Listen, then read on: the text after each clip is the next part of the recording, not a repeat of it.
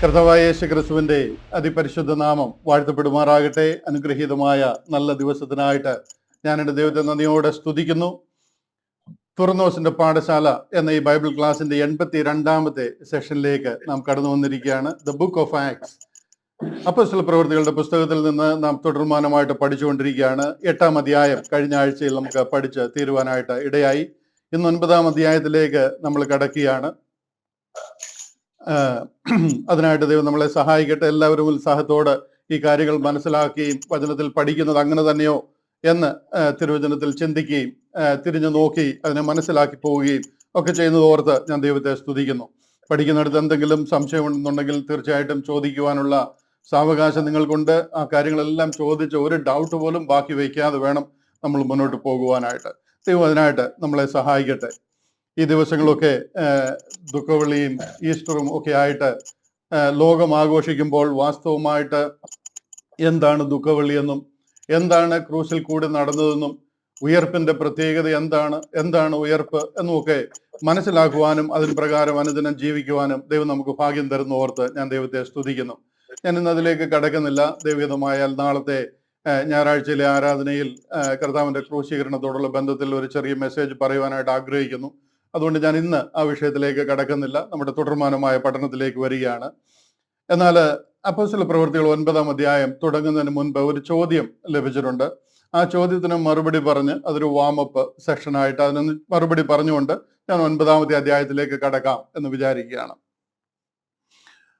ചോദ്യം ഇതായിരുന്നു: മത്തായി, മർക്കോസ്, ലൂക്കോസ്, യോഹന്നാൻ എന്ന 4 സുവിശേഷങ്ങൾ ഓൾഡ് ടെസ്റ്റ്മെന്റിന്റെ ഭാഗമാണോ അതോ ന്യൂ ടെസ്റ്റ്മെന്റിന്റെ ഭാഗമാണോ? അതായത് 4 സുവിശേഷ പുസ്തകങ്ങൾ പഴയ നിയമമാണോ അതോ പുതിയ നിയമത്തിന്റെ ഭാഗമാണോ? അതിനോട് ചേർന്നുള്ളൊരു ഫോളോ അപ്പ് ക്വസ്റ്റ്യൻ ആണ്, ബോഡി ഓഫ് ക്രൈസ്റ്റ് എന്ന ദൈവസഭ അപ്പോസ്തോലിക ഉപദേശത്തിലാണോ നിൽക്കുന്നത്? ഈ 2 ചോദ്യങ്ങൾ കൂടെ ചേർത്താണ് വന്നത്.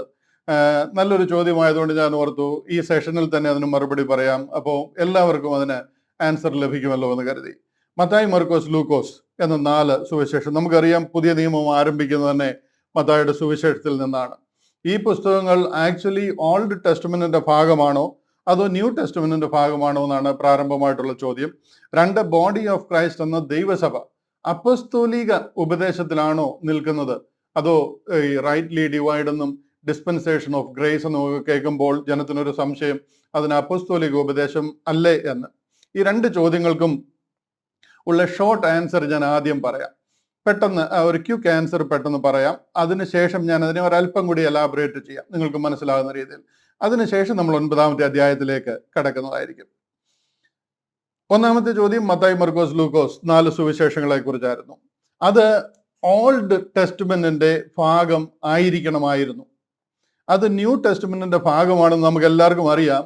എന്നാൽ അത് ഓൾഡ് ടെസ്റ്റ്മെന്റിന്റെ ഭാഗമായിരിക്കണമായിരുന്നു എന്ന് നാം വിശ്വസിക്കുന്നു, പഠിപ്പിക്കുന്നു. ബോഡി ഓഫ് ക്രൈസ്റ്റ് എന്ന ദൈവസഭ പഠിപ്പിക്കുന്നു. റൈറ്റ് ഡിവിഷൻ ചെയ്യുന്ന എല്ലാ സഭകളും അത് പഠിപ്പിക്കുന്നു. 4 സുവിശേഷങ്ങൾ ഓൾഡ് ടെസ്റ്റ്മെന്റിന്റെ ഭാഗമായിരിക്കണമായിരുന്നു. ഉൽപ്പത്തി മുതൽ മലാഖി വരെ അവസാനിക്കുന്ന ആ പുസ്തകത്തിന്റെ എക്സ്റ്റൻഷൻ ആയിരിക്കണമായിരുന്നു ആ 4 സുവിശേഷങ്ങൾ. കാരണം അത് ഓൾഡ് ടെസ്റ്റ്മെന്റ് ലഭിച്ച അതേ റെസിപ്പിയന്റിന് തന്നെയാണ് കൊടുത്തിരിക്കുന്നത്. അവരോട് തന്നെയാണ് സംസാരിച്ചിരിക്കുന്നത്. അവരുടെ ഇടയിൽ തന്നെയാണ് കർത്താവ് വന്നിരിക്കുന്നത്. അവരോടാണ് കർത്താവ് ശുശ്രൂഷിച്ചിരിക്കുന്നത്. അവരോടുള്ള ദൈവിക അരുളപ്പാടുകളും അവർക്ക് കൊടുത്ത പ്രവചന നിവർത്തികളുമാണ് അതിൽ എഴുതിയിരിക്കുന്നത്. ചുരുക്കി പറഞ്ഞു കഴിഞ്ഞാൽ അത് കിങ്ഡം ഗോസ്പലിന്റെ ഭാഗമാണ്. മുഴുവനും അതിൽ ഹോൾ ആൻഡ് സോൾ കിങ്ഡം ഗോസ്പലാണ് പറഞ്ഞിരിക്കുന്നത്. അതിൽ ക്രിസ്ത്യാനിറ്റിയെ കുറിച്ച് ഒന്നും തന്നെ പറഞ്ഞിട്ടില്ല എന്ന് വേണമെങ്കിൽ പറയാം. ഫുൾ ആൻഡ് ഫുൾ യഹൂദിയ വിശ്വാസം പറഞ്ഞിരിക്കുന്ന ബുക്കുകളാണ് മത്തായി, മർക്കോസ്, ലൂക്കോസ്, യോഹന്നാൻ. ഞാൻ നിങ്ങൾക്കതൊരു ഹോംവർക്ക് ആയിട്ട് വിടുക. ഏതെങ്കിലും നിലയിൽ ക്രിസ്തീയ വിശ്വാസവുമായിട്ട് ബന്ധപ്പെടുന്ന, അല്ലെന്നുണ്ടെങ്കിൽ ക്രിസ്ത്യാനി രക്ഷിക്കപ്പെടാനുള്ള ഒരു ഉപദേശം, അല്ലെങ്കിൽ ഒരു ജാതീയ ഉപദേശം, ജാതീയനായി നിന്നിരുന്ന നമുക്ക് രക്ഷിക്കപ്പെടുവാനുള്ള ഉപദേശം അതിൽ പറഞ്ഞിട്ടുണ്ടോ? അതോ യഹൂദിയ സിനഗോഗും അവിടുത്തെ മഹാപുരോഹിതനും അവിടുത്തെ യാഗങ്ങളും അവിടുത്തെ ന്യായപ്രമാണത്തിന്റെ ഉപദേശങ്ങളും അവരുടെ ഇടയിൽ അവരോട് പറഞ്ഞിരിക്കുന്ന കാര്യങ്ങളാണോ എന്ന് ചിന്തിക്കുവാനായിട്ട് ഞാൻ നിങ്ങൾക്ക് വിട്ടുതരികയാണ്.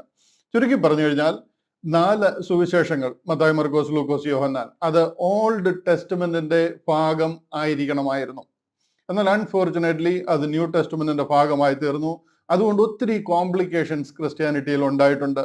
ഞാൻ അതിനെ വീണ്ടും ഇലാബറേറ്റ് ചെയ്യാം. പക്ഷെ എന്നുണ്ടെങ്കിൽ രണ്ടാമത്തെ ചോദ്യത്തിനോട് ആൻസർ പറഞ്ഞിട്ട് ഞാൻ ആ വിഷയത്തിലേക്ക് തിരിച്ചു വരാം. ഫോളോ അപ്പ് ക്വസ്റ്റ്യൻ ആയിരുന്നു, ബോഡി ഓഫ് ക്രൈസ്റ്റ് എന്ന ദൈവസഭ അപ്പസ്തോലിക ഉപദേശത്തിലാണോ നിൽക്കുന്നത്? തീർച്ചയായിട്ടും അത് അപ്പസ്തോലിക ഉപദേശത്തിലാണ് നിൽക്കുന്നത്. കാരണം തിരുവചനം നമ്മളെ പഠിപ്പിക്കുന്നു, ക്രിസ്തു യേശു തന്നെ മൂലക്കല്ലായിരിക്കെ നിങ്ങളെ അപ്പസ്തോലന്മാരും പ്രവാചകന്മാരും എന്ന അടിസ്ഥാനത്തിന്മേൽ പണിതിരിക്കുന്നു. ഈ ചോദ്യം ചോദിക്കാൻ ഒരു കാര്യം, അങ്ങനെയാണെന്നുണ്ടെങ്കിൽ പത്രോസ്, യാക്കോബ്, യോഹന്നാൻ ഇവരൊക്കെ എഴുതിയിരിക്കുന്ന ലേഖനങ്ങൾ അല്ലെന്നുണ്ടെങ്കിൽ അവരൊക്കെ എഴുതിയിരിക്കുന്ന സുവിശേഷം, ഉപദേശങ്ങൾ എന്തുകൊണ്ട് നമ്മൾ വിശ്വസിക്കുന്നില്ല എന്നല്ല, എന്തുകൊണ്ട് നമ്മൾ ഫോളോ ചെയ്യുന്നില്ല? ആ അപ്പസ്തോലിക ഉപദേശത്തിലാണോ എന്ന ചോദ്യത്തിന്റെ അർത്ഥം അതാണ്. എന്നാൽ ബോഡി ഓഫ് ക്രൈസ്റ്റ് എന്ന ദൈവസഭ അപ്പസ്തോലിക ഉപദേശത്തിലാണ് നിൽക്കുന്നത്. പക്ഷെ എന്നുണ്ടെങ്കിൽ ആ ചോദിച്ച ആൾ ഉദ്ദേശിക്കുന്ന അല്ലെന്നുണ്ടെങ്കിൽ ഇന്ന് ക്രിസ്ത്യൻ ഉദ്ദേശിക്കുന്ന മനസ്സിലാക്കി വെച്ചിരിക്കുന്ന 12 അപ്പോസ്തലന്മാരുടെ മേലെ അല്ല. ദൈവസഭയിൽ ദൈവം കൽപ്പിച്ചാക്കിയിരിക്കുന്ന അപ്പോസ്തലന്മാരുണ്ട്. അതായത് ബോഡി ഓഫ് ക്രൈസ്റ്റ് എന്ന ദൈവസഭയിൽ, ഡിസ്പെൻസേഷൻ ഓഫ് ഗ്രേസ് എന്ന ക്രിസ്തീയ കാലഘട്ടത്തിലെ ദൈവസഭയിൽ ദൈവം കൽപ്പിച്ചാക്കിയിരിക്കുന്ന അപ്പോസ്തലന്മാരുണ്ട്. 12 അപ്പോസ്തലന്മാർ ദൈവം കൽപ്പിച്ചാക്കിയിരുന്നവർ തന്നെയാണ്. പക്ഷെ അവർ കിങ്ഡം ഗോസ്പൽ പ്രസംഗിക്കുവാനായിട്ട് അവരുടെ പിതാക്കന്മാർക്ക് കൊടുത്ത വാഗ്ദത്തങ്ങളെ ഉറപ്പിച്ച് ആ കിങ്ഡം ഗോസ്പലിൽ യഹൂദനെ ഉറപ്പിക്കുന്ന ദൈവസഭ ആ കിങ്ഡം ഗോസ്പൽ പ്രസംഗിക്കുവാനായിട്ട് ദൈവം കൽപ്പിച്ചാക്കിയിരുന്ന അപ്പോസ്തലന്മാരാണ് 12 ശിഷ്യന്മാർ. എന്നാൽ ബോഡി ഓഫ് ക്രൈസ്റ്റ് എന്ന ദൈവസഭയിൽ ക്രിസ്തീയ മാർഗത്തിൽ നാം രക്ഷിക്കപ്പെടുവാനായിട്ട് ദൈവം കൽപ്പിച്ചാക്കിയ അപ്പോസ്തലന്മാരുണ്ട്. അത് നമുക്കറിയാം. പൗലോസിന്റെ കൂടെ ഉണ്ടായിരുന്ന പൗലോസ് അപ്പോസ്തലന്, ബർന്നബാസ്, തിമത്തിയോസ്, തീത്തോസ്, അതുപോലെ തന്നെ എപ്പഫ്രാദിത്തോസ്, എപ്പഫ്രാസ്, അപ്പല്ലോസ്, അങ്ങനെ നിറയെ ആ ഒരു കാലഘട്ടത്തിൽ ദൈവം കൽപ്പിച്ചാക്കിയിരുന്ന അപ്പോസ്തലന്മാരുണ്ട്. അതിനെയാണ് കർത്താവ് പറയുന്നത്, ദൈവം ചിലരെ അപ്പോസ്തലന്മാരായും പ്രവാചകന്മാരായും സുവിശേഷകന്മാരായും ഇടയന്മാരായും ഉപദേഷ്ടാക്കന്മാരായും സഭയിൽ നിയമിച്ചു. ആരെ? അപ്പോസ്തലന്മാരെ എല്ലാം ദൈവം ദൈവസഭയിൽ നിയമിക്കുന്നതിനെ കുറിച്ച് പറയുക. ആ നിയമിച്ചിരിക്കുന്ന അപ്പോസ്തലന്മാരുടെ മേലാണ് ക്രിസ്തീയ സഭ ആ അടിസ്ഥാനത്തിന്മേലാണ് പണിതിരിക്കുന്നത്. ഇതൊരു വലിയ കോൺട്രവേഴ്ഷ്യൽ വിഷയമാണ്. ഇന്ന് ക്രിസ്ത്യൻഡത്തിൽ 99% അറിയത്തില്ല. അറിഞ്ഞാലും മനസ്സിലാക്കാൻ പാടാണ്. കാര്യം കഴിഞ്ഞ 2000 വർഷമായിട്ട് പഠിച്ചു വെച്ചിരിക്കുന്ന ഒരു കാര്യമാണ്. ബൈബിളിനെ റൈറ്റ്ലി ഡിവൈഡ് ചെയ്ത് പഠിച്ചില്ലെങ്കിൽ, പൊളൈൻ മിസ്റ്ററി ആ വെളിച്ചത്തിൽ ഇതിനെ പഠിച്ചില്ലെങ്കിൽ, പൗലോസ് അപ്പോസ്തലനിലൂടെ മറഞ്ഞിരുന്ന സ്വർഗീയ മർമ്മത്തെ ദൈവം വെളിപ്പെടുത്തി തന്ന ആ ഒരു മിസ്റ്ററി റെവലേഷനിൽ കൂടെ ബൈബിളിനെ കണ്ടില്ല എന്നുണ്ടെങ്കിൽ നമുക്ക് ഈ അപ്പോസ്തലന്മാരും ഈ ഉപദേശങ്ങളും എല്ലാം തലതിരിഞ്ഞു പോകും. അല്ലെന്നുണ്ടെങ്കിൽ സത്യം മനസ്സിലാകാതെ പോകും. അപ്പോസ്തോലിക ഉപദേശത്തിലാണോ പുതിയ നിയമസഭ നിൽക്കുന്നത്? അല്ലെന്നുണ്ടെങ്കിൽ ബോഡി ഓഫ് ക്രൈസ്റ്റ് എന്ന ദൈവസഭ നിൽക്കുന്നത്? തീർച്ചയായിട്ടും യേശു ക്രിസ്തു തന്നെ മൂലക്കല്ലായിരിക്കെ അപ്പോസ്തലന്മാരും പ്രവാചകന്മാരും എന്ന അടിസ്ഥാനത്തിന്മേലാണ് ഈ സഭയെ പണിപ്പെട്ടിരിക്കുന്നത്. പക്ഷെ എന്നുണ്ടെങ്കിൽ ഇന്ന് ക്രിസ്ത്യന്റെ മനസ്സിലാക്കിയിരിക്കുന്ന 12 അപ്പോസ്തലന്മാരല്ല, മറിച്ച് പൗലോസ് അപ്പോസ്തലനെ പോലെ തന്നോട് ചേർത്ത കർത്താവ് ദൈവസഭയിൽ നിയമിച്ചാക്കിയ അപ്പോസ്തലന്മാരുടെ ഉപദേശത്തിന്മേലാണ് ബോഡി ഓഫ് ക്രൈസ്റ്റ് ദൈവസഭ പണിതിരിക്കുന്നത് എന്ന് പറഞ്ഞ് ഞാൻ അതിനെ അല്പം കൂടെ എലാബറേറ്റ് ചെയ്യുവാനായിട്ട് പോവുകയാണ്. ഒന്നാമത്തെ ചോദ്യം മത്തായി, മർക്കോസ്, ലൂക്കോസ്, യോഹന്നാൻ ഈ 4 സുവിശേഷങ്ങളെ കുറിച്ചായിരുന്നു. ഒരു പക്ഷെ എന്നുണ്ടെങ്കിൽ നിങ്ങൾ ഇത് ആദ്യമായിട്ട് കേൾക്കുമ്പോൾ ഭയങ്കര സ്ട്രേഞ്ച് ആയിട്ട് തോന്നും. എന്താണ് ഇദ്ദേഹം ഈ പറയുന്നത്? 2020-ലാണോ ഇങ്ങനെയൊക്കെയുള്ള ഉപദേശങ്ങൾ പറയുന്നത് എന്ന് നമുക്ക് തോന്നാവുന്ന രീതിയിൽ അതിശയമുളവാക്കുന്ന കാര്യമാണ് ഞാൻ പറയുന്നത്. കാര്യം എന്താണെന്ന് ചോദിച്ചു കഴിഞ്ഞാൽ, ബെർലിൻ വാൾ കെട്ടി മറച്ചിരിക്കുന്നത് പോലെ, ചൈന വാൾ കെട്ടി മറച്ചിരിക്കുന്നത് പോലെ ഈ സത്യം ഇന്ന് ലോകത്തിന് മറഞ്ഞിരിക്കുക, എസ്പെഷ്യലി ക്രിസ്ത്യാനിക്ക് മറഞ്ഞിരിക്കുക. അത് ഒന്ന് പൊളിക്കാൻ, അതൊന്ന് തുറന്ന് കാണിക്കാനായിട്ടുള്ള എളിയ ശ്രമമാണ് ദ ഗേറ്റ് മിനിസ്ട്രീസ് നടത്തുന്നത്. അതിനുള്ളൊരു വലിയ കോളിംഗ് ആണ് ദൈവം ഞങ്ങൾക്ക് തന്നിരിക്കുന്നത്. തിരുവചനത്തിൽ പകൽ വെളിച്ചം പോലെ ക്ലിയർ ആയിരിക്കുന്ന ഒരു സത്യ സുവിശേഷത്തെ പറഞ്ഞൊന്ന് മനസ്സിലാക്കുവാനായിട്ട് ഞാൻ കർത്താവിൽ ആശ്രയിക്കുകയാണ്. അതിന് ദൈവം ബലം പകരും. ഇത് അനേകരുടെ ഹൃദയങ്ങളിൽ ദൈവം അത് മനസ്സിലാക്കി കൊടുക്കുവാനായിട്ട് കൃപ പകരും എന്ന് ഞാൻ വാസ്തവമായിട്ട് വിശ്വസിക്കുന്നു. ഈ കാലഘട്ടങ്ങളിൽ അനേകർക്ക് അത് മനസ്സിലായിക്കൊണ്ടിരിക്കുന്നു ഓർത്ത് ഞാൻ ദൈവത്തെ സ്തുതിക്കുന്നു. വലിയൊരു ദൈവ പ്രവൃത്തി, അനേക ആയിരങ്ങൾ ഈ സത്യത്തിലേക്ക് വരുവാൻ ദൈവം ഈ കാലഘട്ടങ്ങളിൽ സഹായിക്കട്ടെ എന്ന് ഞാൻ പ്രാർത്ഥിക്കുന്നു. മത്തായി, മർക്കോസ്, ലൂക്കോസ്, യോഹന്നാൻ ഇന്ന് നാം കാണുന്നത് ന്യൂ ടെസ്റ്റ്മെന്റിന്റെ ഭാഗമായിട്ടാണ്. ഇതിനെ ശരിക്കും ഈ ന്യൂ ടെസ്റ്റ്മെന്റിനെ തന്നെ, ഈ ബൈബിളിലെ ന്യൂ ടെസ്റ്റ്മെന്റിനെ തന്നെ അതിനെ ശരിക്കും ന്യൂ ടെസ്റ്റമെന്റ് എന്ന് വിളിക്കണോ ഇല്ലയോ എന്നുള്ളത് തന്നെ ഒരു വലിയ ചോദ്യമാണ്. അത് രണ്ടാമത്തെ ചോദ്യമാണ്. ഇതൊരു ന്യൂ ടെസ്റ്റമെന്റ് ആണോ എന്ന് തന്നെ നമ്മൾ വിളിക്കണോ എന്നുള്ളത് തന്നെ ഒരു വലിയ എന്താ പറയുന്നത് ഒരു $1 ബില്യൺ ക്വസ്റ്റ്യൻ ആണ്. അതിനെ ന്യൂ ടെസ്റ്റമെന്റ് ആണോ അല്ലയോ എന്നുള്ളത്. കാര്യം ജാതികളായ നമ്മുടെ രക്ഷാ പദ്ധതി പറഞ്ഞിരിക്കുന്ന ഭാഗമാണത്. മലാഖി പ്രവചനം കഴിഞ്ഞിട്ട് മത്തായി, മർക്കോസ്, ലൂക്കോസ്, യോഹന്നാൻ കഴിഞ്ഞിട്ട് അപ്പോസ്തലനായ പൗലോസിലൂടെ എഴുതിയിരിക്കുന്ന 13 ലേഖനങ്ങളും പിന്നെ അതിനുശേഷമുള്ള ജനറൽ എപ്പിസ്റ്റൽസും വെളിപ്പാട് പുസ്തകവുമാണ്. ജനറൽ എപ്പിസ്റ്റൽസിനെ ഹീബ്രു എപ്പിസ്റ്റൽസ് എന്നും പറയാറുണ്ട്. അതിനെ ഒരു പുതിയ നിയമമാണോ എന്ന് നമ്മൾ തന്നെ ചിന്തിക്കാനായിട്ട് ഞാൻ വിട്ടുതരാം. ഒരു $1 ബില്യൺ ക്വസ്റ്റ്യൻ ആണത്.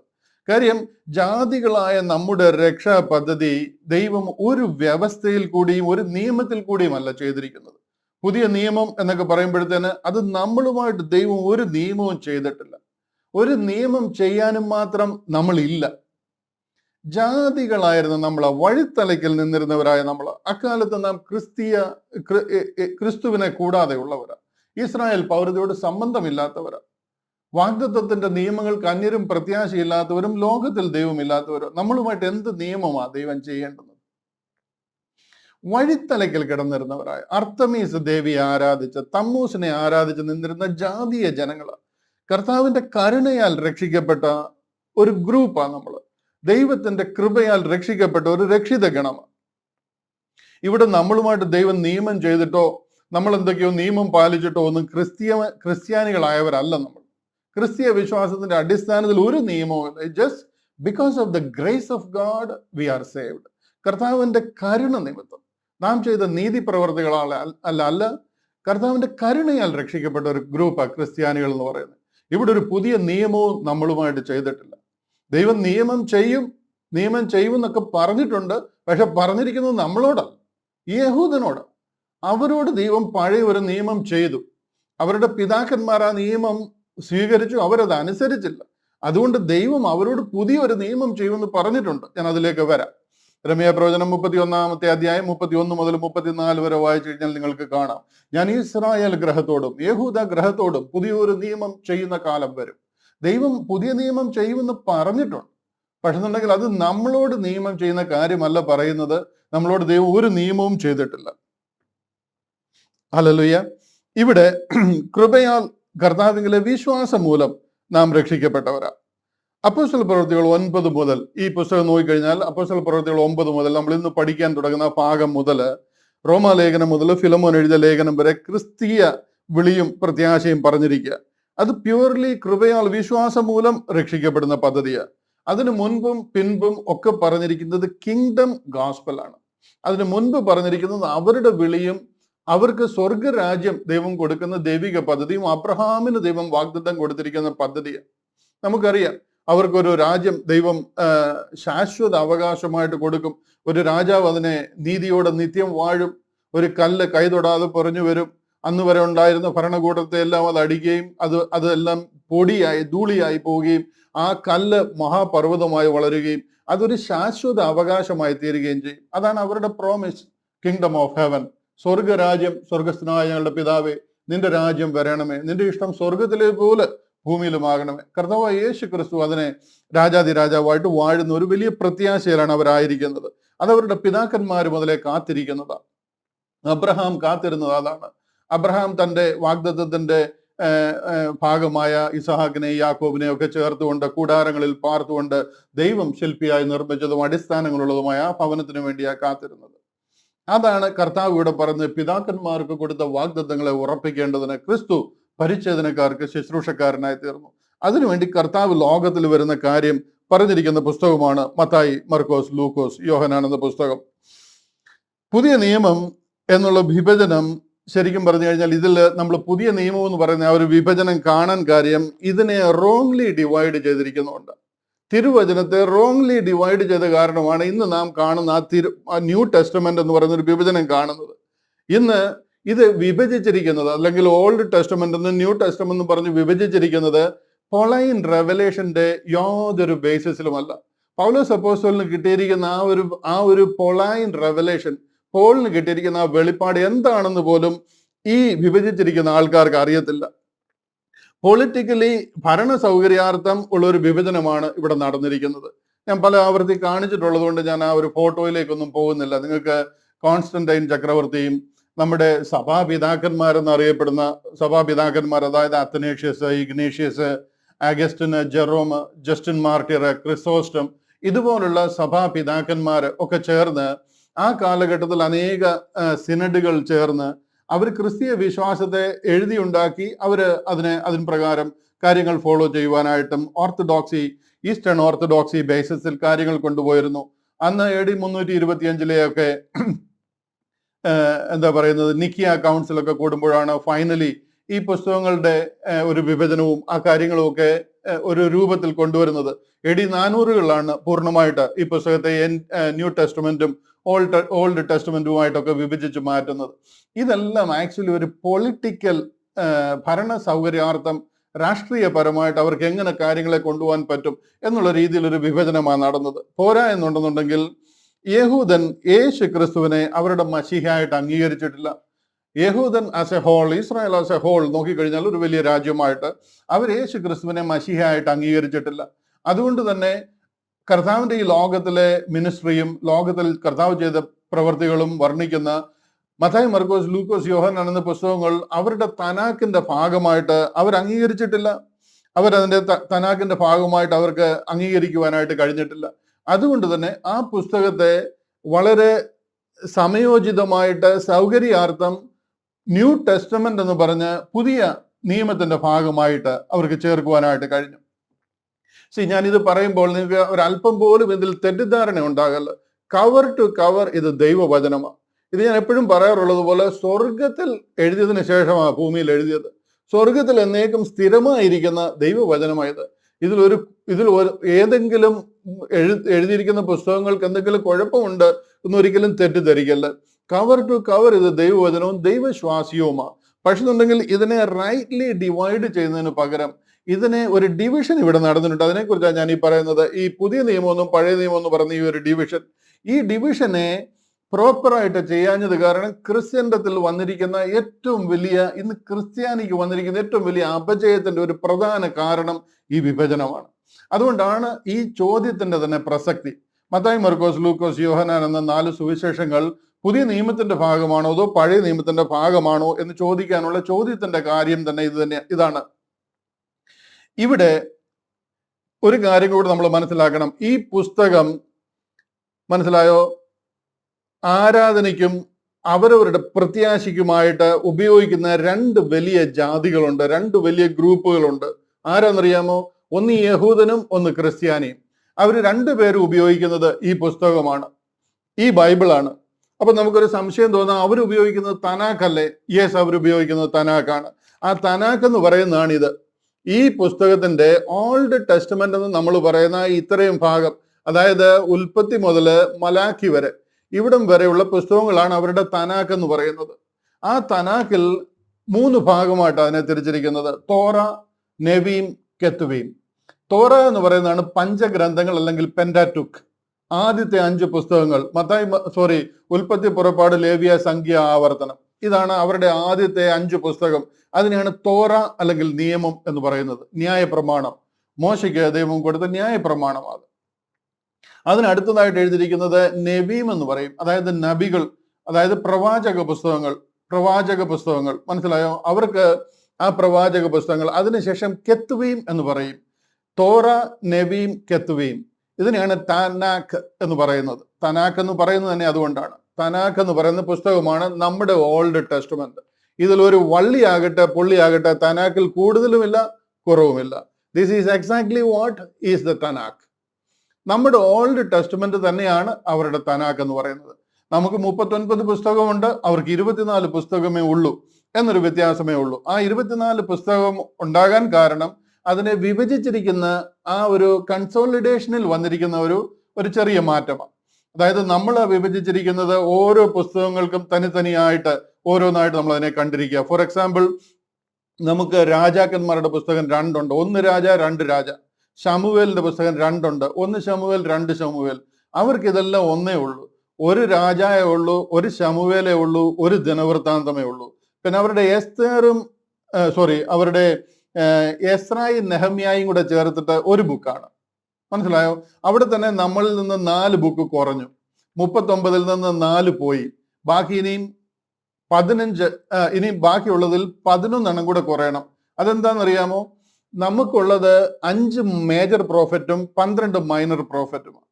അവർക്ക് ഈ 12 മൈനർ പ്രോഫറ്റിനെ ഒറ്റ പ്രോഫറ്റ് ആയിട്ടാണ് അവർ കണ്ടിരിക്കുന്നത്. പ്രവാചക പുസ്തകങ്ങൾ എന്ന് പറഞ്ഞിട്ട് നമ്മുടെ 12 മൈനർ പ്രോഫറ്റ്സ് ഉണ്ടല്ലോ, അതിന് ഒറ്റ പുസ്തകമാണ്. ആ 12 എന്നുള്ളത് അവിടെ 11 കുറഞ്ഞു. അങ്ങനെയാണ് ഈ 11 4 15. 39 നിന്ന് 15 കുറച്ചു കഴിഞ്ഞാൽ 24 ആകും. അങ്ങനെയാണ് അവരുടെ 24 പുസ്തകമായിട്ട് അവർ കൺസോളിഡേറ്റ് ചെയ്തിരിക്കുന്നത്. ഒരു വള്ളിയാകട്ടെ പുള്ളിയാകട്ടെ ഒരു പുസ്തകമായിട്ട് കുറഞ്ഞിട്ടില്ല. ജസ്റ്റ് അല്ലെ കൺസോളിഡേഷനിലെ വ്യത്യാസത്തിലാണ് ഈ വ്യത്യാസം വന്നിരിക്കുന്നത്. അപ്പോൾ ഈ പുസ്തകത്തെ ആശ്രയിക്കുന്ന, ഇതിൽ വിശ്വസിക്കുന്ന 2 ഗ്രൂപ്പ് ഉണ്ട്. ഒന്ന് യഹൂദനുണ്ട്, 2 ക്രിസ്ത്യാനിയുണ്ട്. നമ്മുടെ പുസ്തകം ഇത്രയേ ഉള്ളൂ, 2 ക്രിസ്ത്യാനിയുണ്ട്. ഈ 2 കാര്യങ്ങളും ഈ പുസ്തകത്തിൽ തന്നെ ഉള്ളതുകൊണ്ട് വളരെ വളരെ കോൺഷ്യസ് ആയിട്ട്, എന്താ പറയേണ്ടത്, നമുക്ക് വളരെ കെയർഫുൾ ആയിട്ട് അതിനെ കൈകാര്യം ചെയ്തില്ലെന്നുണ്ടെങ്കിൽ ഇത് 2 വിശ്വാസം കൂടി ചേർന്ന് പോകും. ഇത് രണ്ടും ഒരു വിശ്വാസമല്ല. യഹൂദനും ക്രിസ്ത്യാനിയും ഒന്നല്ല. പ്ലീസ്, അത് നമ്മൾ വാസ്തവമായിട്ട് മനസ്സിലാക്കണം. യഹൂദിയ വിശ്വാസം അത് നമ്മുടെ വിശ്വാസമല്ല, ക്രിസ്തീയ വിശ്വാസമല്ല. ക്രിസ്തീയ വിശ്വാസം എന്താണെന്ന് ക്രിസ്ത്യാനിക്ക് അറിയാൻ വയ്യാത്തത് കാരണം നമ്മൾ ഈ യഹൂദനുമായിട്ട് എന്തോ ഭയങ്കര അടുപ്പമാണെന്ന്, നമ്മൾ അവരുമായിട്ട് ചേർന്നിരിക്കുന്നു എന്നൊക്കെ നമുക്ക് പറയുന്ന ഒരു വലിയ ക്രെഡിറ്റ് ആയിട്ട് കാണുന്ന കാരണം നമ്മൾ എന്തോ അതുമായിട്ട് അങ്ങ് ഇഴകി ചേർന്നിരിക്കുക. ആക്ച്വലി അതല്ല കാര്യം. യഹൂദിയ വിശ്വാസം എന്ന് പറഞ്ഞു കഴിഞ്ഞാൽ അവർക്ക് പിതാക്കന്മാർ മുതലേ വാഗ്ദത്തം കൊടുത്തിരിക്കുന്ന ആ സ്വർഗീയ കനാൻ, ആ കിങ്ഡം ഓഫ് ഹെവന്റെ പദ്ധതിയിലാണ് അവർ പോയിക്കൊണ്ടിരിക്കുന്നത്. അവരുടെ വിളി വേറെ, തിരഞ്ഞെടുപ്പ് വേറെ, അവരുടെ സുവിശേഷം ഒക്കെ വേറെയാണ്. എന്നാൽ നമ്മുടെ വിളി എന്ന് പറയുന്നത് ഒന്നുമില്ലാതിടത്തു നിന്ന് നമുക്ക് ലഭിച്ച ഒരു കോളിംഗ് ആയത്. ഒരു ബ്രാക്കറ്റ് പീരീഡിൽ ദൈവവും ദേവനുമില്ലാതെ അക്കാലത്ത് നിങ്ങൾ ക്രിസ്തുവിനെ കൂടാതെ ഉള്ളവരും ഇസ്രായേൽ പൗരതയോട് സംബന്ധമില്ലാത്തവരും, മനസ്സിലായോ, ലോകത്തിൽ ദൈവമില്ലാതിരുന്നവരായി നിന്ന് നമ്മളെ ദൈവം വിളിച്ച് ദൈവം നമുക്ക് വേണ്ടി കർത്താവിന്റെ കരുണയാൽ ഓപ്പൺ ആക്കിയിരിക്കുന്ന ഒരു പ്രോഗ്രാമാണ്. അതാണ് നമ്മൾ.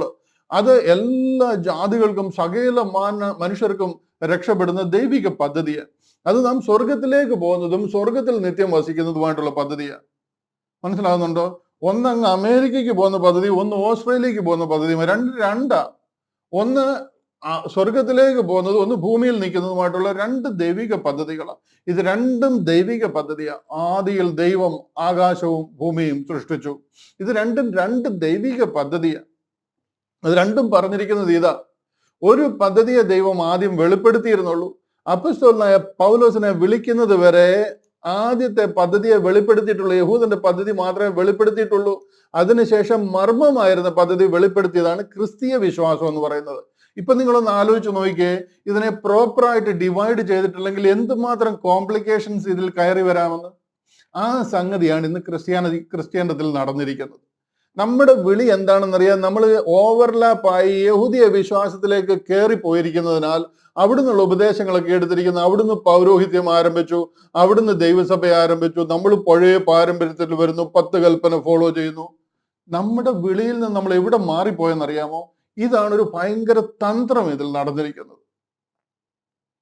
ഇതുകൊണ്ടാണ് ആ പുതിയ പഴയ നിയമങ്ങളുടെ വിഭജനം പൊളൈൻ റെവലേഷന്റെ ബേസിസിൽ അല്ല എന്നുണ്ടെങ്കിൽ, ദൈവിക പദ്ധതിയുടെ ബേസിസിൽ അല്ല എന്നുണ്ടെന്നുണ്ടെങ്കിൽ, രാഷ്ട്രീയമായിട്ട് ഡിവൈഡ് ചെയ്ത് കഴിഞ്ഞാൽ ഇങ്ങനൊരു ഭയങ്കര ട്രാജഡിയിൽ നമ്മൾ എത്തിച്ചേരുവാനായിട്ട് ഇടയായിത്തീരും. അതാണ് ഇന്ന് ക്രിസ്ത്യൻഡത്തിൽ നടന്നിരിക്കുന്നത്. അതുകൊണ്ടാണ് ഇന്ന് 40,000-ലേറെ ഡിനോമിനേഷനായിട്ട് ക്രിസ്ത്യാനി പിരിഞ്ഞിരിക്കുന്നത്. ഒരുത്തർക്കും എന്തുവാണ് നമ്മുടെ ഉപദേശം എന്ന് ചോദിച്ചാൽ വലിയ പിടിയില്ല. മനസ്സിലായോ? ഒരു നല്ല ശതമാനം ആൾക്കാർക്കും സുവിശേഷം എന്താണെന്ന് അറിയത്തില്ല. എന്താണ് പ്ലാൻ, എങ്ങോട്ടാണ് പോകുന്നത്, എന്താണ് നിങ്ങൾ ഇതുകൊണ്ട് ഉദ്ദേശിക്കുന്നതെന്ന് ചോദിച്ചു കഴിഞ്ഞാൽ അന്നേരം ആള് തടി തപ്പും, സ്ഥലം വിടും. 2 ചോദ്യം കൂടുതൽ ചോദിച്ചിട്ടുണ്ടെങ്കിൽ ഒരുമാതിരിപ്പെട്ട എല്ലാവരും വിട്ടേച്ചു പോകും. കാര്യം ഒരുത്തർക്കും ഇതിലൊരു ഉറപ്പില്ല. അതുപോലെ കുഴഞ്ഞിരിക്കുക. ഈ 4 സുവിശേഷങ്ങളിൽ പറഞ്ഞിരിക്കുന്നത് തനാക്കിന്റെ പ്രൊഡക്റ്റാണ്. തനാക്ക് എന്ന് പറയുന്ന ആ ഉൽപ്പത്തി മുതൽ മലാക്കി വരെ പറഞ്ഞിരിക്കുന്ന കാര്യങ്ങളുടെ ഫൈനൽ പ്രൊഡക്റ്റ് ആണ് മത്തായി, മർക്കോസ്, ലൂക്കോസ്, യോഹന്നാനിൽ നടന്നിരിക്കുന്നത്. അതവരോട് പറഞ്ഞിരിക്കുന്ന വാഗ്ദത്തങ്ങളും പ്രവചനങ്ങൾ നിവൃത്തിയായിട്ട് അവിടെ പറയാണ് ന്യായപ്രമാണവും പ്രവാചകന്മാരും യോഹന്നാൻ സ്നാപകൻ വരെയായിരുന്നു. യോഹന്നാൻ സ്നാപകൻ വരുമ്പോൾ മുതലാണ് ഇത് തുടങ്ങുന്നത്. അവിടം വരെയായിരുന്നു. അത് കഴിഞ്ഞിട്ട് ദൈവരാജ്യത്തിലേക്ക് കടക്കുക. കർത്താവായ യേശു ക്രിസ്തു ലോകത്തിലേക്ക് വന്ന് അവരെ ഡയറക്ട്ലി ആ സ്വർഗരാജ്യത്തിലേക്ക് അവർ കടക്കാൻ പോകുന്ന പദ്ധതിയാണ്. അത് പറഞ്ഞിരിക്കുന്ന കാര്യങ്ങൾ അതിന്റെ ഫൈനൽ പ്രോഡക്റ്റ് ആണ് ഈ മത്തായി, മർക്കോസ്, ലൂക്കോസ്, യോഹന്നാൻ എന്ന് പറയുന്ന 4 സുവിശേഷം. എന്നാൽ നമ്മുടെ ഉപദേശം അവിടെ അല്ല. നമ്മുടെ ഉപദേശം കർത്താവിന്റെ മരണ പുനരുദ്ധാനത്തിന് ശേഷം കർത്താവ് സ്വർഗത്തിൽ നിന്നും ഒരു അപ്പോസ്തലനെ വിളിച്ച് ആ സ്വർഗീയ ഉപദേശം അതുവരെ മറഞ്ഞിരുന്ന ആ സ്വർഗീയ മർമ്മം ഓപ്പൺ ആക്കി അത് റിവീൽ ആക്കി കാണിക്കുക. അതാണ് റോമാ ലേഖനം മുതൽ എഴുതിയിരിക്കുന്നത്. ഫിലോമോൻ എഴുതിയ ലേഖനം വരെ ഡിസ്പെൻസേഷൻ ഓഫ് ഗ്രേസ് എന്ന് പറയുന്ന ഒരു കൃപാ കാലഘട്ടവും ആ വിശ്വാസവും. ഇതാണ് മിസ്റ്ററി. മിസ്റ്ററി എന്ന് പറഞ്ഞു കഴിഞ്ഞാൽ രഹസ്യം, മർമ്മം. എന്താണ് ഈ മർമ്മം? സ്വർഗത്തിൽ ദൈവം മറച്ചു വെച്ചിരുന്ന മർമ്മം, അതായത് സ്വർഗത്തിലുള്ള സ്വർഗീയ ദൂതന്മാർക്ക് പോലും അറിയാതിരുന്ന മർമ്മം ദൈവം ഡെലിബറേറ്റ്ലി മറച്ചു വെച്ചിരുന്നത്. ഒരു മനുഷ്യരും ഒരു ദൂതന്മാർ പോലും അറിയാതിരിക്കാൻ ദൈവം മറച്ചു വെച്ചിരുന്ന സ്വർഗീയ പദ്ധതി വെളിപ്പെടുത്തുവാനായിട്ട് ദൈവം ഒരാളെ സമയമായി കഴിഞ്ഞപ്പോൾ, ആ കാലം തികഞ്ഞപ്പോൾ വിളിച്ച് അത് വെളിപ്പെടുത്തുകയും അതിലൂടെ ക്രിസ്തീയ വിശ്വാസം ആരംഭിക്കുകയും നമ്മൾ അതിലെ വിശ്വാസത്താൽ രക്ഷിക്കപ്പെട്ട് ദൈവം തന്നെ വന്ന് നമ്മളെ ചേർത്തുകൊണ്ട് പോകുന്നതുമായിട്ടുള്ള ഒരു ബ്രാക്കറ്റ് പീരീഡിലെ പദ്ധതിയാണ് ക്രിസ്ത്യാനിറ്റി എന്ന് പറയുന്നത്. ബട്ട് അൺഫോർച്ചുനേറ്റ്ലി നമുക്കിത് അറിയത്തില്ല. അതുകൊണ്ട് തന്നെ നമ്മളിതിനെ ആ ഒരു വ്യത്യാസം നമുക്ക് മനസ്സിലാക്കുവാനായിട്ട് കഴിയുന്നില്ല. എബ്രായ ലേഖനം മുതൽ യൂദായുടെ ലേഖനം വരെ എഴുതിയിരിക്കുന്ന പുസ്തകങ്ങൾ ജനറൽ എപ്പിസ്റ്റൽസ് അല്ലെങ്കിൽ ഹീബ്രു എപ്പിസ്റ്റൽസ് എന്ന് അറിയപ്പെടുന്നത്. അവരോട് പറഞ്ഞിരിക്കുന്നത്, ദൈവം അവരെ യഥാസ്ഥാനപ്പെടുത്തുന്ന കാലത്ത് അവരോട് പറഞ്ഞിരിക്കുന്ന കാര്യങ്ങളാണ് ആ പുസ്തകത്തിൽ മുഴുവൻ എഴുതിയിരിക്കുന്നത്. ഉൽപ്പത്തിയിൽ തുടക്കത്തിൽ എന്ത് നടന്നുവെന്ന് എഴുതിയിരിക്കുന്ന പോലെ തന്നെ ഒടുക്കത്തിൽ എന്ത് നടക്കുമെന്ന് എഴുതിയിരിക്കുന്ന പുസ്തകമാണ് വെളിപ്പാട് പുസ്തകം. ഇങ്ങനെയാണ് ആ ബൈബിളിന്റെ വിഭജനം. അപ്പൊ ചോദ്യം ഇതാണ്, മത്തായി, മർക്കോസ്, ലൂക്കോസ്, യോഹന്നാൻ അത് ഓൾഡ് ടെസ്റ്റ്മെന്റ് ആണോ ന്യൂ ടെസ്റ്റ്മെന്റ് ആണോ?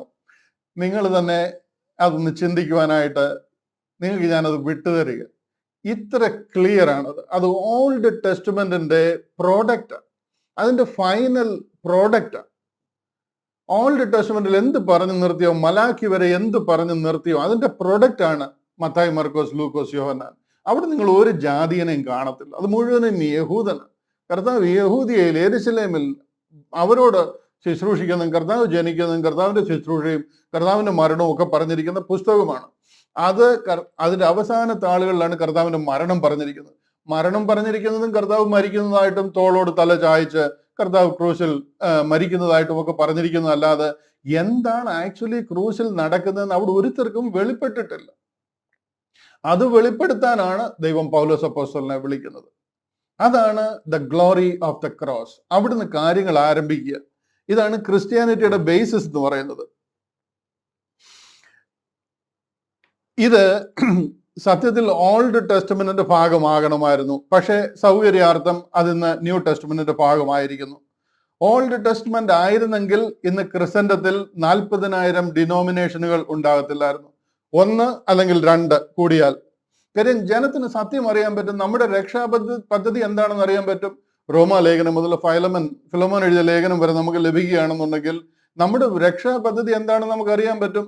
പക്ഷെ എന്നുണ്ടെങ്കിൽ ഈ മത്തായി, മർക്കോസ്, ലൂക്കോസ്, യോഹന്നാൻ കർത്താവ് ലോകത്തിൽ വന്നിരിക്കുക, യേശു ക്രിസ്തു വായ്മൊഴിയായിട്ട് സംസാരിച്ചിരിക്കുക, കർത്താവ് ഇന്നത് ചെയ്യണം ഇന്നത് ചെയ്യരുതെന്ന് പറഞ്ഞിരിക്കുക.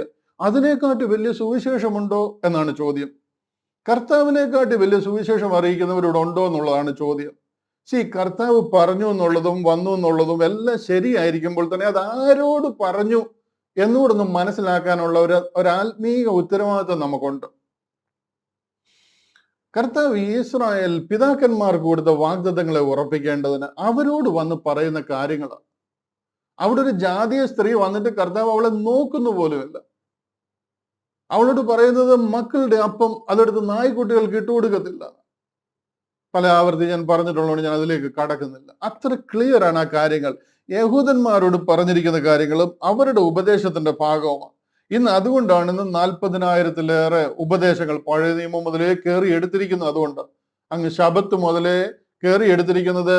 ഇതുകൊണ്ട് എത്രമാത്രം ഗ്രൂപ്പുകളാണ് ഇതിനകത്തിൽ വന്നിരിക്കുന്നതെന്നറിയാമോ? ജനം സത്യം അറിയാതെ പോയിരിക്കുക. പൊളൈൻ മിസ്റ്ററി എന്താണെന്നോ ക്രൂശിന്റെ മഹത്വം എന്താണെന്നോ ഇന്ന് ക്രിസ്ത്യാനിക്ക് അറിയത്തേ ഇല്ല. ഞാനൊരു 100 പേരോട് ചോദിച്ചാൽ ഒരാളെ പോലും ഹാർഡ്ലി ഒരാളെ പോലും കിട്ടാറില്ല എന്താണ് ക്രൂശിന്റെ മഹത്വം എന്ന് അറിയാവുന്നത്. കാര്യം എന്താണെന്ന് ചോദിച്ചു കഴിഞ്ഞാൽ ക്രൂശിൽ കൂടി ആരംഭിച്ച ഒരു പദ്ധതിയാണ് ക്രിസ്ത്യാനിറ്റി അല്ലെങ്കിൽ ക്രിസ്തീയ മാർഗം എന്ന് പറയുന്നത്. അത് സാത്താൻ വളരെ കൃത്യമായിട്ട് ബൈബിളിൽ പറഞ്ഞിരിക്കുകയാണ്. സാത്താൻ അത് അറിഞ്ഞിരുന്നെങ്കിൽ ക്രൂശ് നടക്കാൻ സമ്മതിക്കത്തില്ലായിരുന്നു. അവൻ അത് അറിഞ്ഞിരുന്നുവെങ്കിൽ had they known it they would not have crucified the Lord of glory. നമുക്കറിയാം 1 Corinthians 2-ാമത്തെ അധ്യായം അതിന്റെ 7-8 വാക്യം വായിച്ചാൽ നമുക്കറിയാം. അവിടെ പറഞ്ഞിരിക്കുക, അവരറിഞ്ഞിരുന്നുവെങ്കിൽ തേജസിന്റെ കർത്താവിനെ അവർ ക്രൂശിക്കയില്ലായിരുന്നു. അവരറിഞ്ഞില്ല, ക്രൂശീകരണം നടന്നു. ഇനിയിപ്പോ എന്ത് ചെയ്യാൻ പറ്റും? സഭ രൂപീകരിക്കപ്പെട്ടുകൊണ്ടിരിക്കുക, സഭയിൽ കൂടി ജനം രക്ഷിക്കപ്പെട്ടുകൊണ്ടിരിക്കുക. സാത്താൻ എന്ത് ചെയ്യാൻ പറ്റും? നിങ്ങൾ ആ ഒരു സൈഡിൽ നിന്നുകൊണ്ടൊന്ന് ആലോചിച്ച് നോക്കണം. സാത്താൻ എന്ത് ചെയ്യാൻ പറ്റും? സാത്താൻ ഇനി ക്രൂശ് നിർത്താൻ പറ്റത്തില്ല, ബിക്കോസ് അത് ഓൾറെഡി നടന്നു കഴിഞ്ഞു. ക്രൂശിൽ വിശ്വസിക്കുന്നവർക്കെല്ലാം രക്ഷ എന്നുള്ള പദ്ധതി ഓപ്പൺ ആയി കഴിഞ്ഞു. ഇപ്പൊ സാത്താൻ എന്ത് ചെയ്യാൻ പറ്റും എന്ന് ചോദിച്ചു കഴിഞ്ഞാൽ മാക്സിമം ക്രൂശിനെ മറയ്ക്കുക. അതൊരു മനുഷ്യൻ അറിയല്ല. ഇനി ബൈ ചാൻസ് അറിഞ്ഞാൽ തന്നെ അതിനൊരു ഇമ്പോർട്ടൻസ് കൊടുക്കല്ല. അതിനൊരു ചെറിയ ഇമ്പോർട്ടൻസ്, ഒരു ചെറിയ ക്രൂശ് എവിടെയെങ്കിലും കഴുത്തലോ തടിയലോ അളുങ്കിന്റെയോ പളുങ്കിന്റെയോ ഒരു ചെറിയ ഒരെണ്ണം അത് എവിടെയെങ്കിലും ഒതുക്കുക. അതിനെ പ്രസിദ്ധമാക്കാൻ ഇടയാകല്ല. അതിൽ കൂടെ തുറന്നിരിക്കുന്ന രക്ഷാമാർഗം ഒരു മനുഷ്യനും അറിയാൻ ഇടയാകല്ല. അതിനെന്ത് ചെയ്യാമോ അതെല്ലാം ചെയ്യുക എന്നുള്ളത്. ഈ പുതിയ നിയമത്തിൽ റോമ ലേഖനം മുതൽ ഇപ്പൊ പുതിയ നിയമം എന്ന് പറഞ്ഞിട്ട് പുസ്തകം ആരംഭിക്കാന്ന് വിചാരിച്ചു. നമ്മുടെ ഈ ബൈബിളില് മത്തായി, മർക്കോസ്, ലൂക്കോസ്, യോഹന്നാൻ കഴിഞ്ഞതിന് ശേഷമാണ് ഈ പുതിയ നിയമം എന്ന് പറഞ്ഞ ആ ഒരു ഭാഗം ആരംഭിച്ചിരുന്നെങ്കിൽ ജനത്തിന് വായിക്കുമ്പോഴേ അറിയാം ക്രൂശിൽ കൂടിയാണ് നമ്മുടെ രക്ഷ എന്നുള്ളത്. റോമ ലേഖനം മുതൽ തുടങ്ങുമ്പോഴേ അറിയാം ക്രിസ്തു നമ്മുടെ പാപങ്ങൾക്ക് വേണ്ടി മരിച്ചു. Christ died for our sins. ജനത്തിന് ക്ലിയർ ആയിട്ട് മനസ്സിലാകും. അതുണ്ടാകാതിരിക്കാൻ നടന്നിരിക്കുന്ന ഒരു ഭയങ്കര അഡ്ജസ്റ്റ്മെന്റിന്റെ പുറത്താണ് ഈ മത്തായി, മർക്കോസ്, ലൂക്കോസ്, യോഹന്നാൻ എന്ന സുവിശേഷ പുസ്തകങ്ങൾ ഇതിൻ്റെ കൂടെ ചേർന്ന് വന്നിരിക്കുന്നത്. എന്തോ ഒരു വലിയ കൺഫ്യൂഷൻ ആ ക്രിസ്ത്യൻഡത്തിൽ ഉണ്ടായിരിക്കുന്നതെന്നറിയാമോ? ഇതിന്റെയൊക്കെ പുറകിൽ ഇത് ആരുടെ ബ്രെയിൻ ചൈൽഡാണെന്നറിയാമോ? ഇത് മുഴുവനും സാത്താന്റെ ബ്രെയിൻ ചൈൽഡാണ്. സാത്താൻ നമ്മുടെ സഭാ പിതാക്കന്മാരെന്നറിയപ്പെടുന്ന ഈ പൊളൈൻ റെവലേഷനെ കുറിച്ച് ABCD അറിയാത്ത, ആ വിഷയങ്ങളെ കുറിച്ച് അറിയാമെങ്കിലും വേണ്ടുന്ന വണ്ണം അത് അറിയാൻ വയ്യാതിരുന്ന, നമ്മൾ ഇന്ന് ഇത്ര ഭയങ്കര ആദരവോടുകൂടി ബഹുമാനിക്കുന്ന സഭാപിതാക്കന്മാർ, ആ പിക്ചർ നിങ്ങളെ ഒന്ന് കാണിക്കേണ്ടായിരുന്നു. Unfortunately I couldn't print that. നിങ്ങൾക്ക് ആ കോൺസ്റ്റന്റൈൻ ചക്രവർത്തിയും എന്താ പറയുന്നത്, ആ കോൺസ്റ്റാന്റിനോപ്പിൾ കൗൺസിലും നിക്കിയ കൗൺസിലും ഒക്കെ ഒന്ന് കണ്ടു കഴിഞ്ഞാൽ അറിയാം ഇവർക്കൊക്കെ എന്താണ് പൊളൈൻ റെവലേഷനിൽ ഉണ്ടായിരിക്കുന്ന അറിവെന്നുള്ളത്. ജസ്റ്റ് ആ ഫോട്ടോ ഒന്ന് കണ്ടാൽ തന്നെ നിങ്ങൾക്ക് മനസ്സിലാവും. അവരെല്ലാം കൂടെ ചേർന്നിട്ട് വിഭജിച്ചിരിക്കുന്ന ഒരു വിഭജനമാണ് ഈ ബൈബിളിൽ നടന്നിരിക്കുന്നത്. ഇതിലെ ഒരു ബുക്ക് പോലും കുറവുള്ളതാണെന്ന് തെറ്റിദ്ധരിക്കല്ല പ്ലീസ്. ഞാൻ അത് വീണ്ടും ഓർപ്പിക്കുക. ഇത് ദൈവവചനമാണ്.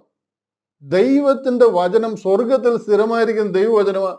ഇതിന് നമുക്ക് ചെയ്യാൻ പറ്റുന്നത്, നമുക്ക് ഇതുപോലെ പുതിയ നിയമമൊന്നും ഇന്റർമീഡിയറ്റ് നിയമമൊന്നും പഴയ നിയമം എന്നൊക്കെ പറഞ്ഞ് നമ്മൾ വിഭജിക്കാൻ പറ്റും. പക്ഷേ അതൊക്കെ നമ്മൾ ചെയ്തേക്കുന്ന, ആ പുതിയ നിയമം എന്ന് പറയുന്ന താൾ ആഡ് ചെയ്തിരിക്കുന്നത് നമ്മൾ ചെയ്തിരിക്കുന്നത്. അതിനെ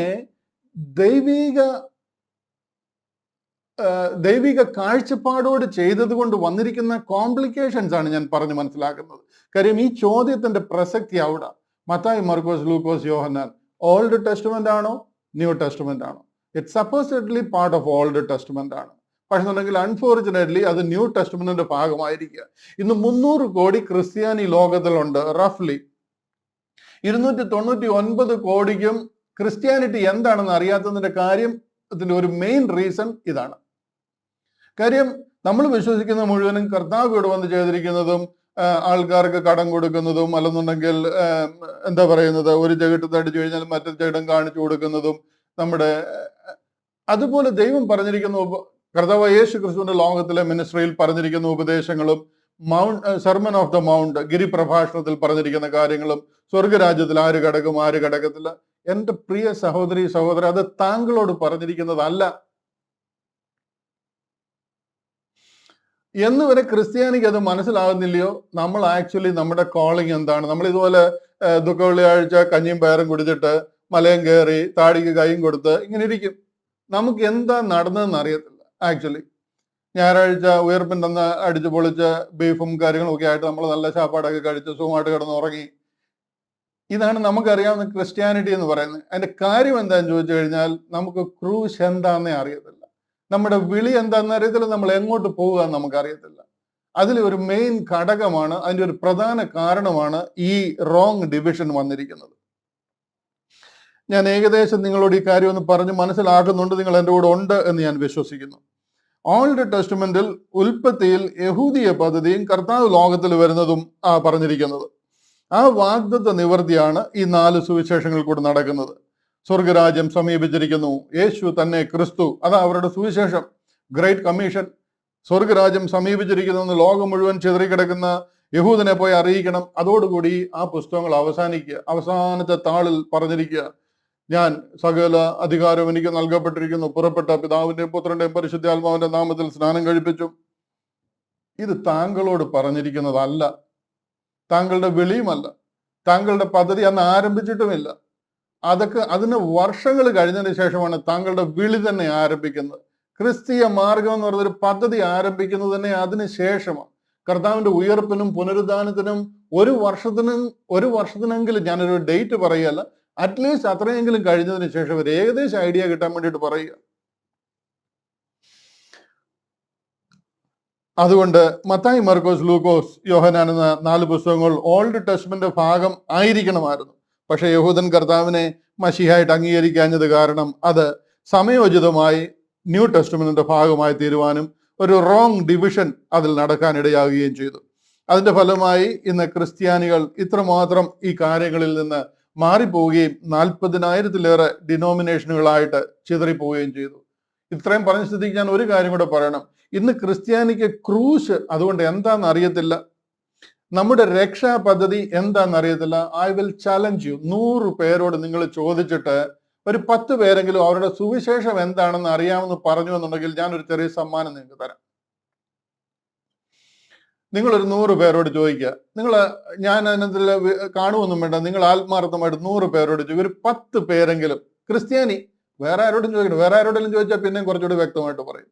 ക്രിസ്ത്യാനികളോട് ചോദിക്കുക, ഒരു 100 പേരോട് ഒരു 10 പേരെങ്കിലും അവരുടെ സുവിശേഷം എന്താണെന്ന് വ്യക്തമായിട്ട് പറയുകയാണെന്നുണ്ടെങ്കിൽ ഞാനൊരു ചെറിയ സമ്മാനം നിങ്ങൾക്ക് അയച്ചു തരാം. അല്ലെന്നുണ്ടെങ്കിൽ ഞാൻ പേഴ്സണലായിട്ട് വന്ന് കൊണ്ടുതരാം. നിങ്ങൾക്ക് കാണത്തില്ല, മിസ്റ്ററി റെവലേഷൻ എന്താണെന്ന് അറിയത്തില്ല.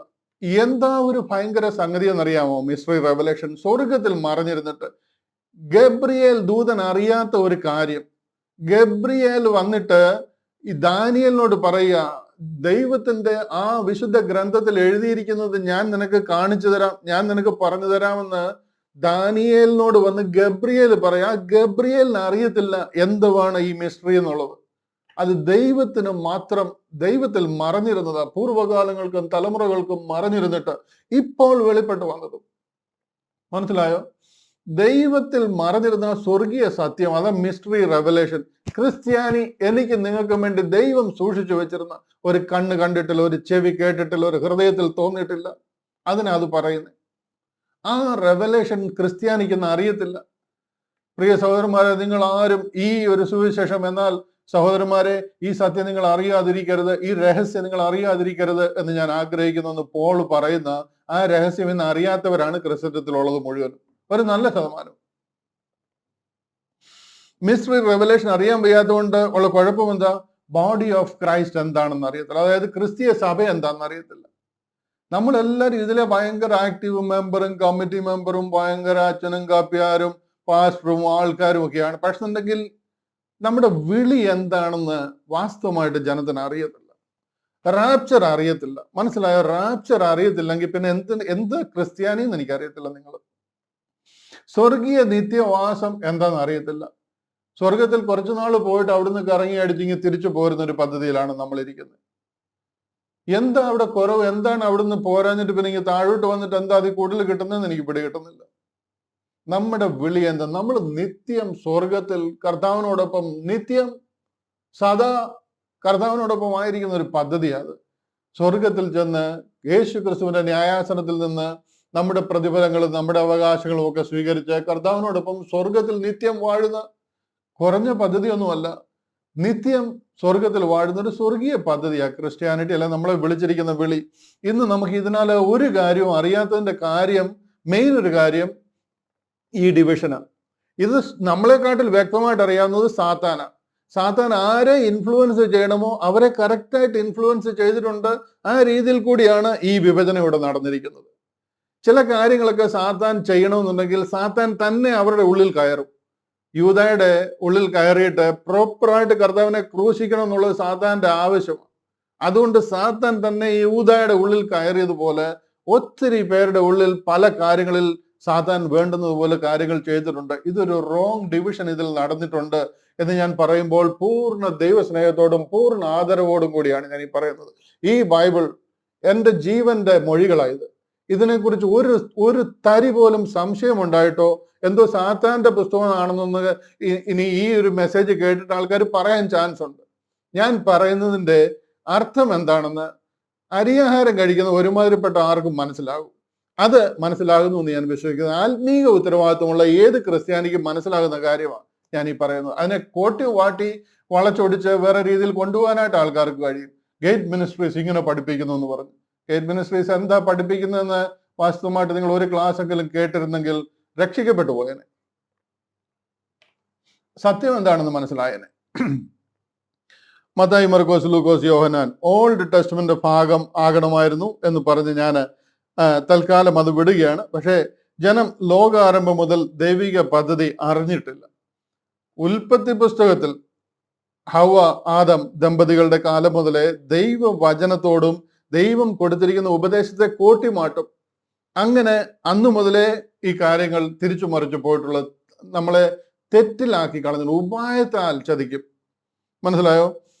ന്യൂ ടെസ്റ്റ്മെന്റിന്റെ ഭാഗമായതുകൊണ്ട് നമ്മുടെ രക്ഷ നഷ്ടമായി പോകുമെന്ന് ആരും വിചാരിക്കേണ്ട, ആരും പേടിക്കണ്ട കേട്ടോ. ഇപ്പൊ ഞാൻ അത്രയും പറഞ്ഞതുകൊണ്ട് അയ്യോ അതൊരു ഭയങ്കര അബദ്ധമായി പോയല്ലോ എന്നാരും വിചാരിക്കേണ്ട. ഇതിപ്പോ ന്യൂ ടെസ്റ്റ്മെന്റിന്റെ ഭാഗമായി എന്ന് പറഞ്ഞിട്ട് നമ്മുടെ രക്ഷ നഷ്ടമായി പോകത്തില്ല. അതിനൊരു റെമഡി ഉണ്ട്. ആ റെമഡിയാണ് rightly divide the word of truth. സത്യവചനത്തെ യഥാർത്ഥമായിട്ട് വിഭജിച്ച് മനസ്സിലാക്കുക, പഠിക്കുക. നിങ്ങൾക്ക് അത് മനസ്സിലായി കഴിഞ്ഞാൽ എന്താ ഒരു വലിയ സത്യം നിങ്ങളുടെ മുന്നിൽ തുറക്കുന്നതെന്ന് നിങ്ങൾക്ക് തന്നെ മനസ്സിലാകും. ഇത്രയും നാളും പിടികിട്ടാതെ കിടന്നിരുന്ന കാര്യങ്ങൾ നിങ്ങളുടെ മുന്നിൽ ഓപ്പൺ ആകുന്നത് നിങ്ങൾക്ക് തന്നെ കാണുവാനായിട്ട് കഴിയും. അതിന്റെ ഫോളോ അപ്പ് ക്വസ്റ്റ്യൻ ആണ്, ബോഡി ഓഫ് ക്രൈസ്റ്റ് എന്ന് അപ്പോസ്തോലിക ഉപദേശത്തിലാണോ നിൽക്കുന്നത്? ഞാൻ ആ ഭാഗം വിടുക. മത്തായി, മർക്കോസ്, ലൂക്കോസ്, യോഹന്നാൻ, ആ ചോദ്യം എന്നോട് ചോദിച്ച ആൾക്കാർക്കും എന്നെ ശ്രദ്ധിക്കുന്നവർക്കും ക്ലിയർ ആയി എന്ന് ഞാൻ വിശ്വസിക്കുന്നു. But feels free to ask me more questions, follow up questions. അത് ക്ലിയർ അല്ല, ചലഞ്ച് ചെയ്യണമെന്നുണ്ടെങ്കിൽ തീർച്ചയായിട്ടും ചോദിക്കാം. ഞാൻ അതിന് കൂടുതൽ വിവരണങ്ങൾ തരാം. പക്ഷെ എന്നുണ്ടെങ്കിൽ തർക്കത്തിന് ഞാനില്ല. മനസ്സിലാക്കാൻ മനസ്സുള്ളവരുണ്ടെന്നുണ്ടെങ്കിൽ അത് കൂടുതൽ വിവരണം തരാൻ ഞാൻ താല്പര്യമുണ്ട്. ചോദ്യങ്ങൾ ചോദിക്കാവുന്നതാണ്. അതിന്റെ ഒരു ഫോളോ അപ്പ് ക്വസ്റ്റ്യൻ ആണ്, ബോഡി ഓഫ് ക്രൈസ്റ്റ് എന്ന ദൈവസഭയ്ക്ക് അപ്പോസ്തോലിക ഉപദേശത്തിലാണോ നിൽക്കുന്നത്? തീർച്ചയായിട്ടും അത് അപ്പോസ്തോലിക ഉപദേശത്തിലാണ് നിൽക്കുന്നത്. എന്നാൽ ക്രിസ്തൻഡം ഇന്ന് ഊറ്റം കൊള്ളുന്ന അപ്പോസ്തോലന്മാരല്ല, അപ്പോസ്തോലികമല്ല. പ്രത്യുത എഫേസ്യ ലേഖനം 2:20 പറയുന്ന ക്രിസ്തു യേശു തന്നെ മൂലക്കല്ലായിരിക്കെ നിങ്ങളെ അപ്പോസ്തലന്മാരും പ്രവാചകന്മാരും എന്ന അടിസ്ഥാനത്തിന്മേൽ പണിതിരിക്കുന്നു എന്ന് പറയുന്ന ആ ഉപദേശത്തിലാണ് നിൽക്കുന്നത്. ഞാൻ ആ വാക്യം ഒന്ന് പ്രൊജക്ട് ചെയ്യാം. കണ്ടില്ലേ?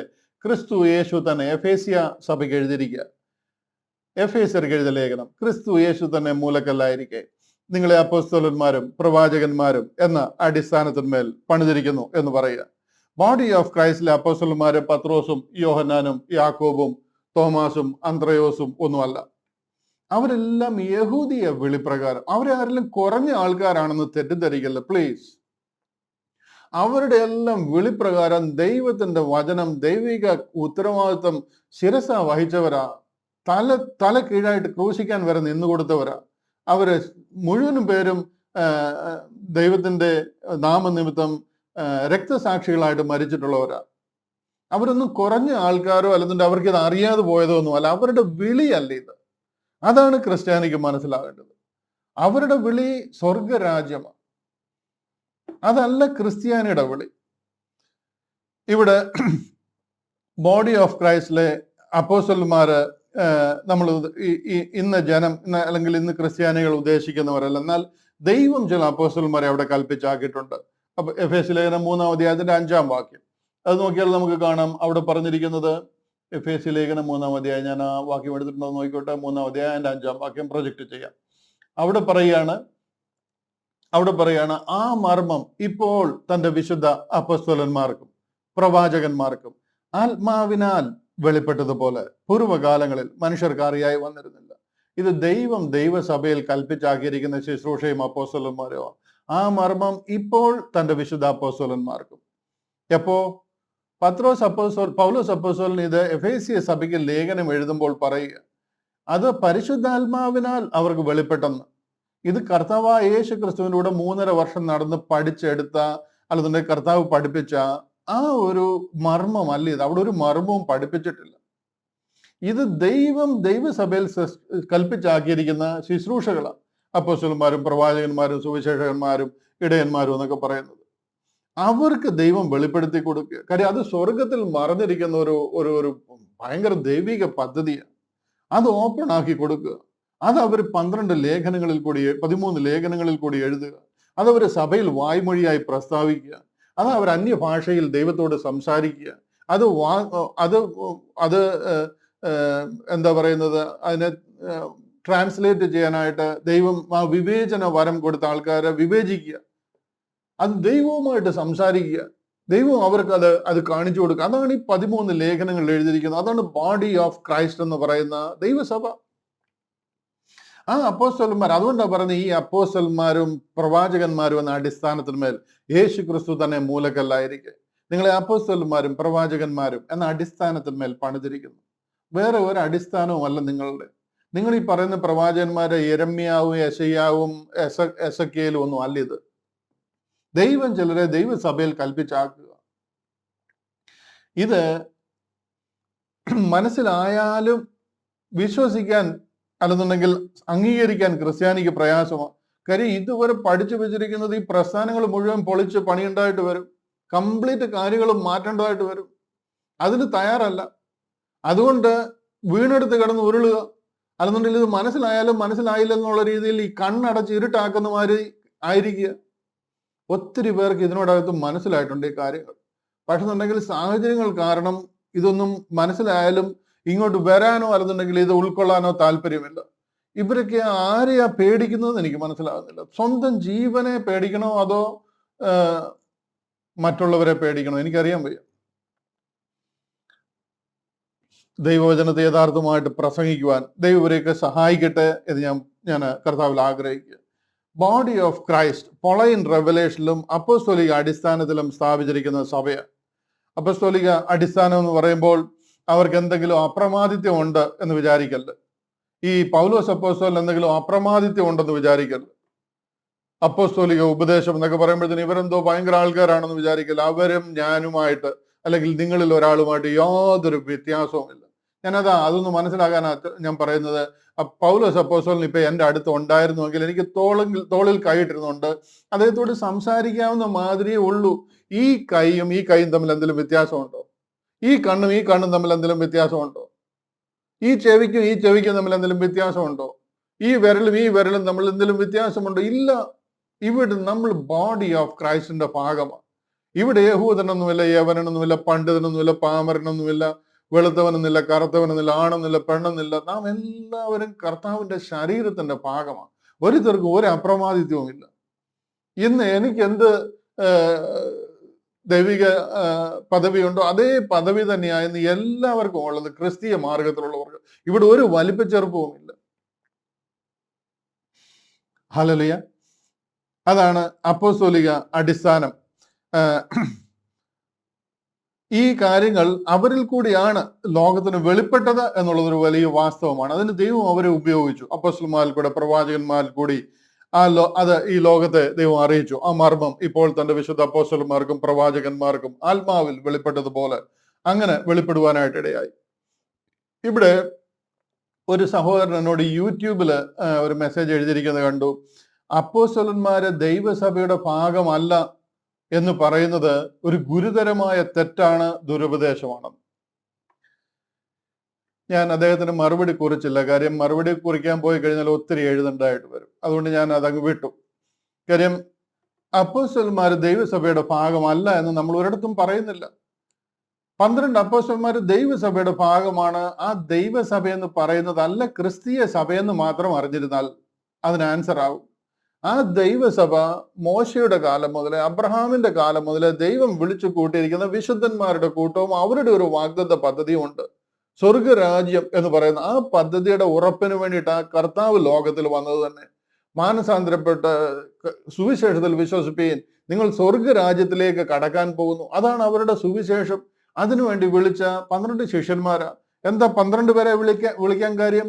അത് 12 ഗോത്രവും 12 ഗോത്ര പിതാക്കന്മാരുമാണ്. അവർ ആ 12 ഗോത്രത്തിലിരുന്ന് അവരെ നിത്യതയിൽ ഭരിക്കുന്നതും വാഴുന്നതും ഒക്കെ അവരുടെ വിളിയും പദ്ധതിയുമാണ്. അതുകൊണ്ട് എണ്ണി 12 പേരെ എടുത്തിരിക്കുക. അതാണ് അവരുടെ പദ്ധതി. നമ്മൾ അതിന്റെ എക്സ്റ്റൻഷൻ അല്ല. ക്രിസ്ത്യാനിറ്റി അതിൽ നിന്ന് വന്നിരിക്കുന്ന എന്തോ ഒരു ഓഫ് ഷൂട്ട് അല്ല. നമ്മുടെ ക്രിസ്ത്യാനിറ്റി എന്ന് പറയുന്നത് ഒരു സ്റ്റാൻഡ് അലോൺ പ്രോഗ്രാമാണ്. പാരച്യൂട്ടിൽ സ്വർഗത്തിൽ നിന്ന് ഇറക്കിയ മാതിരി ഒരു പ്രോഗ്രാമാണ്. അവർ വീണുപോയ സമയത്ത് rather through the fall of Israel salvation came unto Gentiles. അവർ വീണു പോയി കഴിഞ്ഞപ്പോൾ ആ ഒരു കാലഘട്ടത്തിൽ ദൈവം നമ്മളെ രക്ഷിക്കുന്ന സ്വർഗീയ പദ്ധതി സ്വർഗത്തിൽ മറച്ചു വെച്ചിരുന്ന ഒരു സ്വർഗീയ പദ്ധതിയാണ്. അതാണ് ബോഡി ഓഫ് ക്രൈസ്റ്റ് എന്ന് പറയുന്നത്. ഞാനും നിങ്ങളും ക്രിസ്തീയ പദ്ധതി എന്ന് പറയുന്നത്. അത് ദൈവം വെളിപ്പെടുത്താനായിട്ട് പൗലോസ് അപ്പോസ്തലനെ ലോകത്തിലെ ഏറ്റവും വലിയ പാപികളിൽ ഒന്നാമനായ പോളിനെ വിളിക്കുകയും ആ പാപികളിൽ ഒന്നാമൻ, ലോകത്തിൽ ഏത് പാപമാണ് ഏറ്റവും വലുത്? ഏറ്റവും വലിയ പാപം എന്ന് പറയുന്നത് പരിശുദ്ധാത്മാവിനെതിരെ ദൂഷണം പറയുന്നത്, കുല ചെയ്യുന്നതോ വ്യഭിചാരം ചെയ്യുന്നതോ മോഷ്ടിക്കുന്നതോ അല്ല. യേശു ക്രിസ്തുവിനെതിരെ കൂടെ എന്തെങ്കിലും പറഞ്ഞാൽ കർത്താവ് ക്ഷമിക്കുമെന്നാ പറഞ്ഞത്, അത്രയും വലിയ പാപം വരെ ചെയ്താൽ. എന്നാൽ പരിശുദ്ധാത്മാവിനെതിരെ ദൂഷണം പറയുന്നവനോട് ഈ ലോകത്തിലും വരുവാനുള്ളതിലും ക്ഷമിക്കത്തില്ല എന്ന് പറഞ്ഞ് പാപം ചെയ്ത സ്തേഫാനോസിനെ എറിഞ്ഞ് കൊല്ലാൻ ഉത്തരവിട്ട ആ പാപികളിൽ ഒന്നാമനായ, ലോകത്തിൽ ദൈവം നോക്കിക്കഴിഞ്ഞാൽ നമ്പർ 1 പാപി ഇങ്ങനെ പൊക്കിയെടുക്കുക, അതാണ് തർസോസുകാരനായ ശൗൽ. ആ ശൗലിനോട് കരുണ കാണിച്ചുകൊണ്ട് ഒരു കരുണാ പദ്ധതി ആരംഭിക്കുക. അത് ക്രിസ്ത്യാനിറ്റി എന്ന് പറയുന്നത്.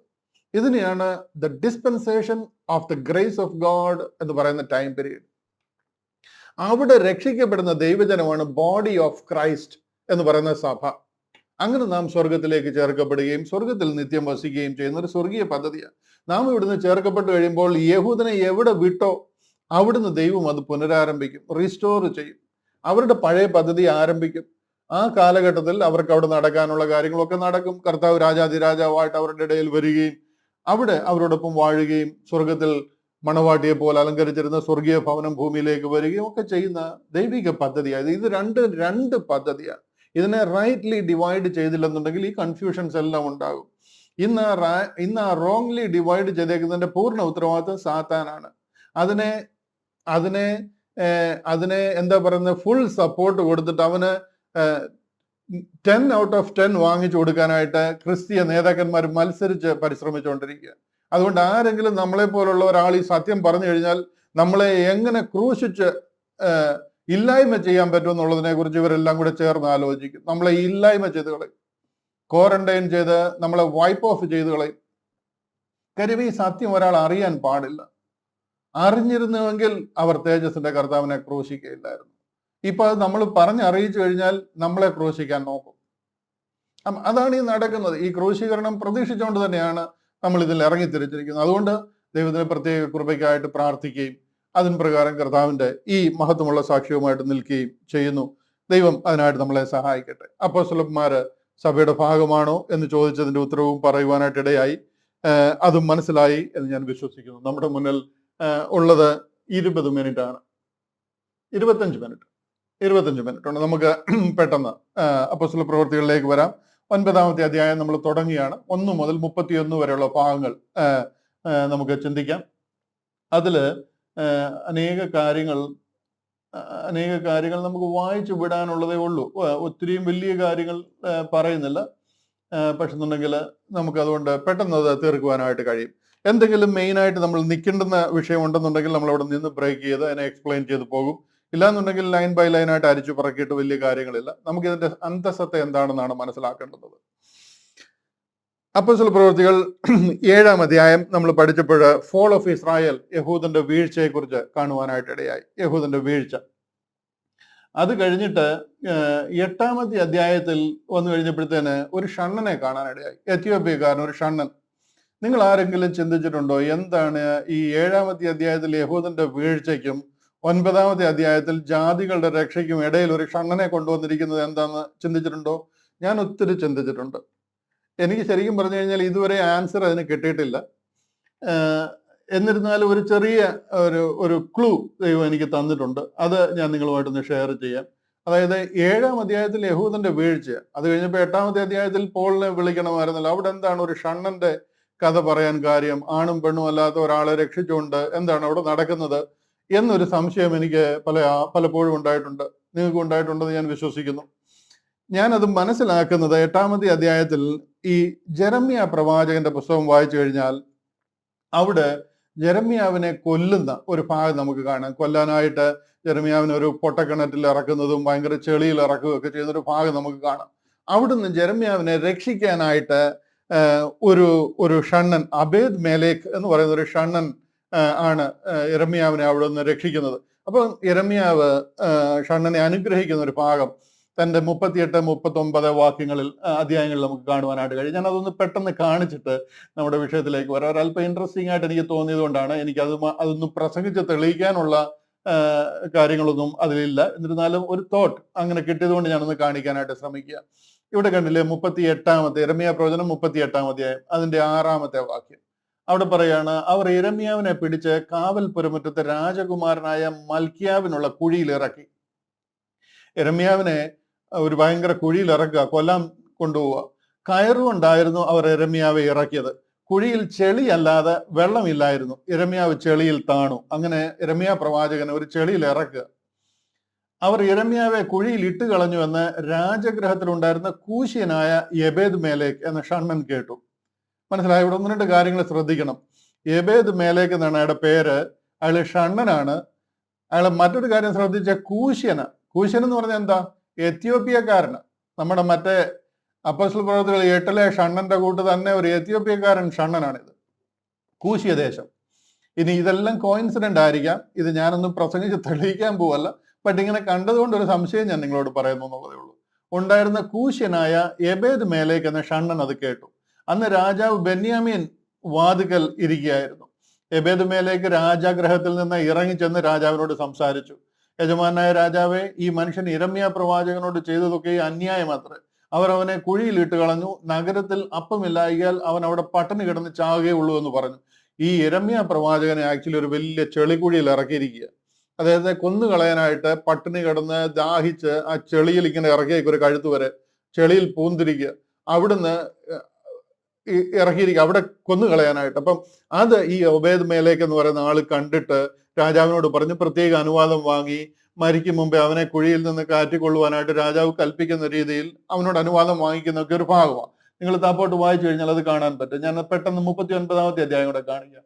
അങ്ങനെ ഈ യിരെമ്യാവിനെ രക്ഷിച്ചു കഴിയുമ്പോൾ യിരെമ്യാവ് അദ്ദേഹത്തോട് പറയുന്ന ഭാഗമായത് 38, 39 വായിച്ചാൽ നിങ്ങൾക്ക് കാണാം. 39-ൽ പറയാണ്, നീ ചെന്ന് കൂശ്യനായ എബേദ് മേലേക്കിനോട് പറയേണ്ടത്, ഇസ്രായേലിന്റെ ദൈവമായ സൈന്യങ്ങളുടെ യഹോവ ഇപ്രകാരം അരുളി ചെയ്യുന്നു, ഞാൻ എൻ്റെ വചനങ്ങളെ ഈ നഗരത്തിന്മേൽ നന്മയ്ക്കല്ല തിന്മയ്ക്കത്ര നിവർത്തിക്കും.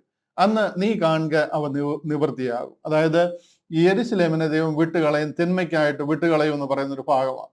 അടുത്ത വാക്യം, അന്ന് ഞാൻ നിന്നെ വിടുവിക്കും, നീ ഭയപ്പെടുന്ന മനുഷ്യരുടെ കയ്യിൽ നീ ഏൽപ്പിക്കപ്പെടുകയുമില്ല എന്ന് യഹോവയുടെ അരുളപ്പാട്. ഇവരെ വിട്ടുകളയുന്ന കാലത്തും ഷണ്ണനെ നിന്നെ ഞാൻ വിടുവിക്കും, നിന്നെ ഞാൻ രക്ഷിക്കും എന്ന് പറയുന്ന ഒരു ഭാഗം നമുക്കിവിടെ കാണുവാനായിട്ട് കഴിയും. ഇസ്രായേലിനെ വിട്ടുകളയുന്ന ഭാഗത്തും ഈ ഷണ്ണനെ, ഇവിടെ ഷണ്ണനെ നോക്കിക്കഴിഞ്ഞാൽ വളരെ പ്രിസൈസ് ആയിട്ട് കൂശ്യ ഷണ്ണനാണ്, എത്യോപ്യക്കാരൻ ഷണ്ണനാണ്. അപ്പോസ്തല പ്രവൃത്തികൾ കണ്ടതുപോലെ 7-ൽ ദൈവം അവരെ വിട്ടുകളഞ്ഞെങ്കിലും 8-ൽ ഒരു കൂശ്യനായ ഷണ്ണനെ രക്ഷിക്കുന്നത് നമ്മൾ കാണുകയാണ്. ഞാൻ എൻ്റെ ഒരു തോട്ട് മാത്രമാണ്. ഞാനത് ഇന്നതാണ് വിഷയം എന്നൊന്നും പറഞ്ഞ് ഉറപ്പിക്കാനായിട്ട് നോക്കിയല്ല. പക്ഷെ അങ്ങനെ ഒരു അനുഭവം നിങ്ങൾ 38, 39 അധ്യായങ്ങൾ വായിച്ചു കഴിഞ്ഞാൽ നമുക്ക് കാണുവാനായിട്ട് കഴിയും. നമുക്ക് അപ്പോസ്തല പ്രവൃത്തികൾ 9-ാം അധ്യായത്തിലേക്ക് തന്നെ വരാം. അതിന്റെ 1-ാമത്തെ വാക്യം മുതൽ നമുക്ക് വായിക്കാം. 1-ാമത്തെ അധ്യായം പെട്ടെന്ന് ഞാൻ വായിച്ചു പോകും. എന്തെങ്കിലും വിശേഷാൽ അവിടെ നിന്ന് എക്സ്പ്ലെയിൻ ചെയ്യണമെന്നുണ്ടെങ്കിൽ ഞാനത് പറഞ്ഞുതരാം. ഇവിടെ ശൗലിന്റെ വിളിയും പത്രോസ് അപ്പോസ്തലൻ അതിനുശേഷം ജാതികളുടെ ഇടയിൽ പ്രവർത്തിക്കുന്നുമാണ് 9-ാം അധ്യായത്തിന്റെ ഒരു മുഴുവൻ സ്റ്റോറി നോക്കിയാൽ നമുക്ക് കാണുന്നത്. ആദ്യം പൗലോസ് അപ്പോസ്തലനെ, അതായത് ശൗലിനെ കാണാം.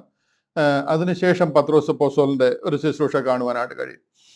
കർത്താവിന്റെ ക്രൂശീകരണത്തിന് ശേഷം പെന്തക്കോസ് നാളിലെ അനുഭവത്തിന് പോലെ തന്നെ ഏറ്റവും പ്രധാനമായ ഒരു ഈവന്റ് ആണ് ഈ അധ്യായത്തിൽ നടക്കുന്നത്. അതായത് പൗലോസിന്റെ വിളി എന്ന് പറയുന്നത്.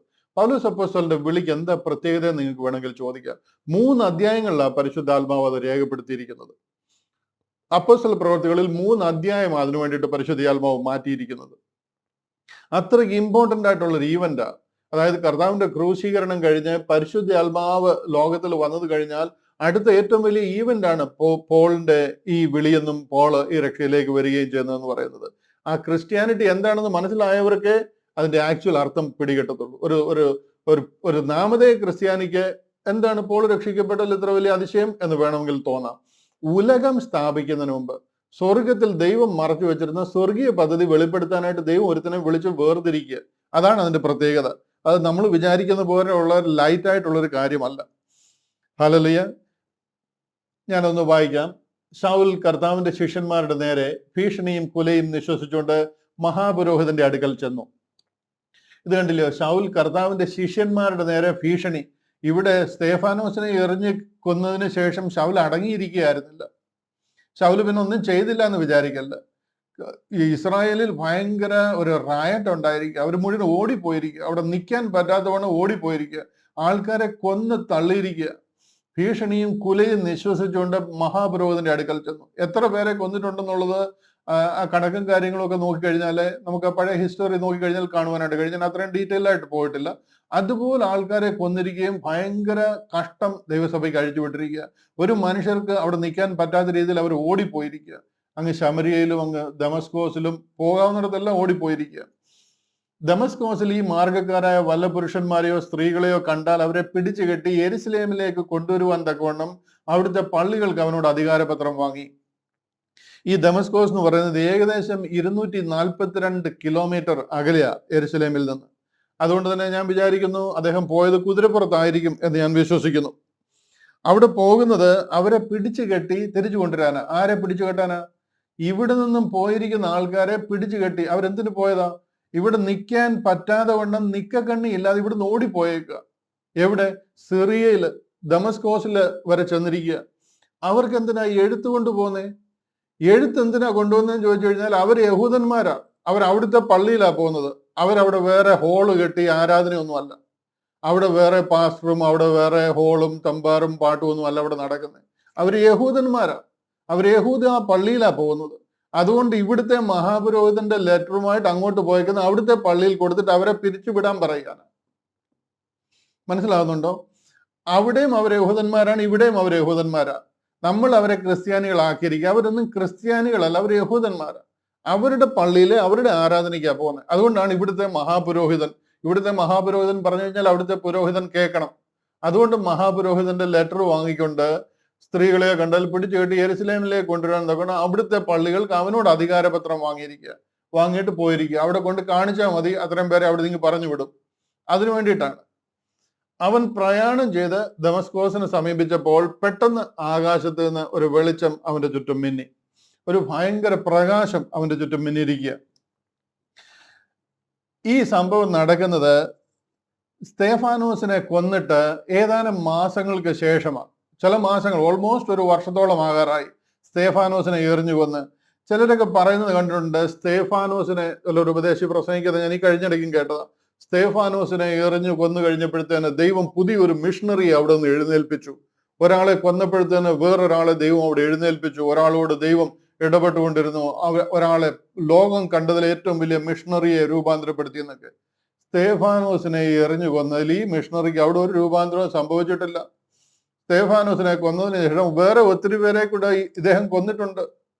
വേറെ അങ്ങ് ഓടിപ്പോയിരിക്കുന്ന 250 കിലോമീറ്റർ ദൂരെ ഓടിപ്പോയിരിക്കുന്ന സ്ത്രീകളെ വരെ പിടിച്ച് കെട്ടിക്കൊണ്ട് വരാനാണ് ഇപ്പൊ പോയേക്കുന്നത്. ഇദ്ദേഹത്തിന് ഇവിടെ ഒരു മനമാറ്റവും സംഭവിച്ചിട്ടല്ല, ഒരു മാനസാന്തരവും ഉണ്ടായിട്ടില്ല. സ്തേഫാനോസിനെ എറിഞ്ഞു കൊന്നപ്പോഴത്തേനും പുതിയൊരു മിഷണറി രൂപാന്തരപ്പെട്ടു എന്നൊക്കെ പ്രസംഗിക്കുന്നത് ഏതിന്റെ അടിസ്ഥാനത്തിലാണെന്ന് എനിക്കറിയത്തില്ല. ഇദ്ദേഹത്തിന് ഒരു മാനസാന്തരം ഇവിടെ സംഭവിച്ചിട്ടില്ല. ഇവിടെ മഹാപുരോഹിതനോട് അധികാരപത്രം വാങ്ങിക്കൊണ്ട് അവൻ പ്രയാണം ചെയ്ത് ദമസ്കോസിനെ സമീപിച്ചപ്പോൾ പെട്ടെന്ന് ആകാശത്ത് നിന്ന് ഒരു വെളിച്ചം അവന്റെ ചുറ്റും മിന്നി. ഈ വെളിച്ചം എന്ന് പറയുന്നത് പകൽ സൂര്യൻ ഉദിച്ചു നിൽക്കുന്ന പോലെ ഒരു വെളിച്ചമാണ്. ഇതുപോലെ ഒരു വെളിച്ചം അധികം വിദൂരമല്ലാത്ത ഭാവിയിൽ ഉണ്ടാകാൻ പോവുക. അത് റാപ്ചറിൽ നടക്കും. ഇവിടെ വെച്ച് ബോഡി ഓഫ് ക്രൈസ്റ്റ് എന്ന ദൈവസഭ ആരംഭിക്കുക. കർത്താവ് ലോകത്തിലേക്ക് ഇറങ്ങി വന്ന് പോളിനെ വിളിച്ചുകൊണ്ട് ബോഡി ഓഫ് ക്രൈസ്റ്റ് എന്ന സഭ ഇവിടെ ആരംഭിക്കുക. ഇതുപോലെ ആകാശത്തിൽ ഒരു വലിയ വെളിച്ചവും ഭയങ്കര കാഹളനാദവും കേൾക്കും. സൂര്യൻ നമ്മുടെ കണ്ണിന് മുമ്പിൽ ഉദിച്ചു നിൽക്കുന്നത് പോലെ നമ്മൾ കാണും. അന്ന് നമ്മൾ ഇവിടുന്ന് പറന്നു പോകും. അത് റാപ്ചർ അന്ന് നടക്കും. അന്ന് സഭ ഇവിടെ നിന്ന് ചേർക്കപ്പെടും. അന്ന് നമ്മൾ ഇവിടെ നിന്ന് പോകും. അതിൽ പ്രത്യാശയുള്ളവർക്കായിട്ടെല്ലാം ഞാൻ ദൈവത്തെ സ്തുതിക്കുന്നു. നാം എല്ലാവരും രൂപാന്തരപ്പെടും. ഇതിൽ വിശ്വസിക്കുന്ന നാം എല്ലാവരും രൂപാന്തരപ്പെടും. ഒരു മനുഷ്യർ പോലും ഇവിടെ നിന്ന് പോകത്തില്ല. കർത്താവിന്റെ ക്രൂശിൽ വിശ്വസിച്ചിട്ടുണ്ടെന്നുണ്ടെങ്കിൽ നാം എല്ലാവരും രൂപാന്തരപ്പെടും. കർത്താവ് തരുന്ന അഷ്വറൻസിനായിട്ട് നമ്മളെ അത് ഏൽപ്പിച്ചിരുന്നെങ്കിൽ നമ്മളത് നഷ്ടമാക്കി കളഞ്ഞേനെ. അതുകൊണ്ടാണ് പരിശുദ്ധ ആത്മാവിനാൽ നമ്മളെ മുദ്രയിട്ടിരിക്കുന്നത്. ആ വീണ്ടെടുപ്പിൻ നാൾ വരെ നമ്മളെ മുദ്രയിട്ടിരിക്കുന്നത് അതുകൊണ്ടാണ്. ആ അഷ്വറൻസ് ആ ദൈവം നമുക്ക് തന്നിരിക്കുന്നത്. എറ്റേണൽ സെക്യൂരിറ്റിയാണ് ദൈവം നമുക്ക് തന്നിരിക്കുന്നത്. സമീപിച്ചപ്പോൾ പെട്ടെന്ന് ആകാശത്ത് നിന്ന് ഒരു വെളിച്ചം തന്റെ ചുറ്റും മിന്നി. അവൻ നിലത്ത് വീണു. ശൗലേ ശൗലേ, നീ എന്നെ ഉപദ്രവിക്കുന്നത് എന്ത് എന്ന് തന്നോട് പറയുന്ന ഒരു ശബ്ദം കേട്ടു. ഇവിടുന്ന് ദൈവം കർത്താവ് ചോദിക്കുക.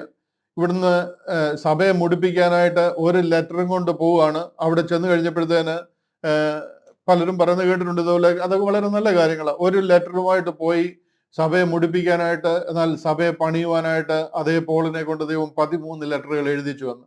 ശരിയാണ്, അത് നല്ല കാര്യമാണ്. 13 ലേഖനങ്ങൾ തന്നെ കൊണ്ട് എഴുതിച്ച് സഭയെ പണിയിക്കുവാനായിട്ട് ദൈവം ഇടയാക്കി. ഒരു ലെറ്ററും കൊണ്ടാണ് പോയത്. 13 ലെറ്റർ ദൈവം തന്നെ കൊണ്ട് എഴുതിച്ചു സഭയെ പണിയുവാനായിട്ട്. അവിടെ ഈ ശബ്ദം കേട്ട് കഴിഞ്ഞപ്പോൾ നിലത്ത് വീണു. ശൗലേ ശൗലേ, നീ എന്നെ ഉപദ്രവിക്കുന്നത് എന്ത്?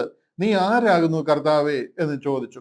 അടുത്ത വാക്യം അവിടെ പറയുകയാണ്, നീ ആരാകുന്നു കർത്താവേ എന്ന് അവൻ ചോദിച്ചു. ഇപ്പൊ നമ്മള് പെട്ടെന്ന് വായിച്ചാൽ നമുക്ക് തോന്നും, ശൗലിന് അറിയാമായിരുന്നല്ലോ ഇത് കർത്താവാണെന്നുള്ളത്, അതുകൊണ്ടല്ലേ ചോദിക്കുന്നത് നീ ആരാകുന്നു കർത്താവേ എന്ന്. ആക്ച്വലി ഈ കർത്താവേ എന്ന് പറയുന്നത് ഹു ആർട്ട് ദൗ ലോർഡ് എന്നാണ്. ഈ ലോർഡ് എന്ന് പറയുന്നത് ആ ഇംഗ്ലീഷ് ഭാഷയിലെ ഒരു യൂസ് ആണ്. അതായത് റെസ്പെക്ട്ഫുൾ ആയിട്ട് നീ ആരാകുന്നു ലോർഡ്. ഇപ്പൊ ഈ UK യിലൊക്കെ നോക്കിക്കഴിഞ്ഞാൽ house of Lord's, house of common എന്നും ഹൗസ് ഓഫ് ലോർഡ്സ് എന്നും പറയുന്നത്, അതായത് റെസ്പെക്ട്ഫുൾ ആയിട്ടുള്ള ഹോണറബിൾ ആയിട്ടുള്ള ആൾക്കാരെ വിളിക്കുന്ന ഒരു പേരാണ് ലോർഡ് എന്ന് പറയുന്നത്. മൈ ലോർഡ് എന്ന് പറയുന്ന ഒരു ഭാഷയാണ്. And he said who art thou Lord, who art thou Lord. മനസ്സിലായോ? നീ ആരാകുന്നു കർത്താവേ എന്ന് ചോദിക്കുന്നത് നമ്മൾ പറയുന്ന കർത്താവല്ല. കർത്താവും ക്രിയ എന്നൊക്കെ പറയുന്ന മാതിരിയല്ല. അല്ലെന്നുണ്ടെങ്കിൽ യേശു കർത്താവേ എന്ന് വിളിക്കുന്ന മാതിരി ഒരു കർത്താവല്ല. കർത്താവേ നീ ആരാകുന്നു, യേശുവേ നീ ആരാകുന്നു എന്ന് ചോദിക്കുന്ന മാതിരിയാണ്. അതല്ല.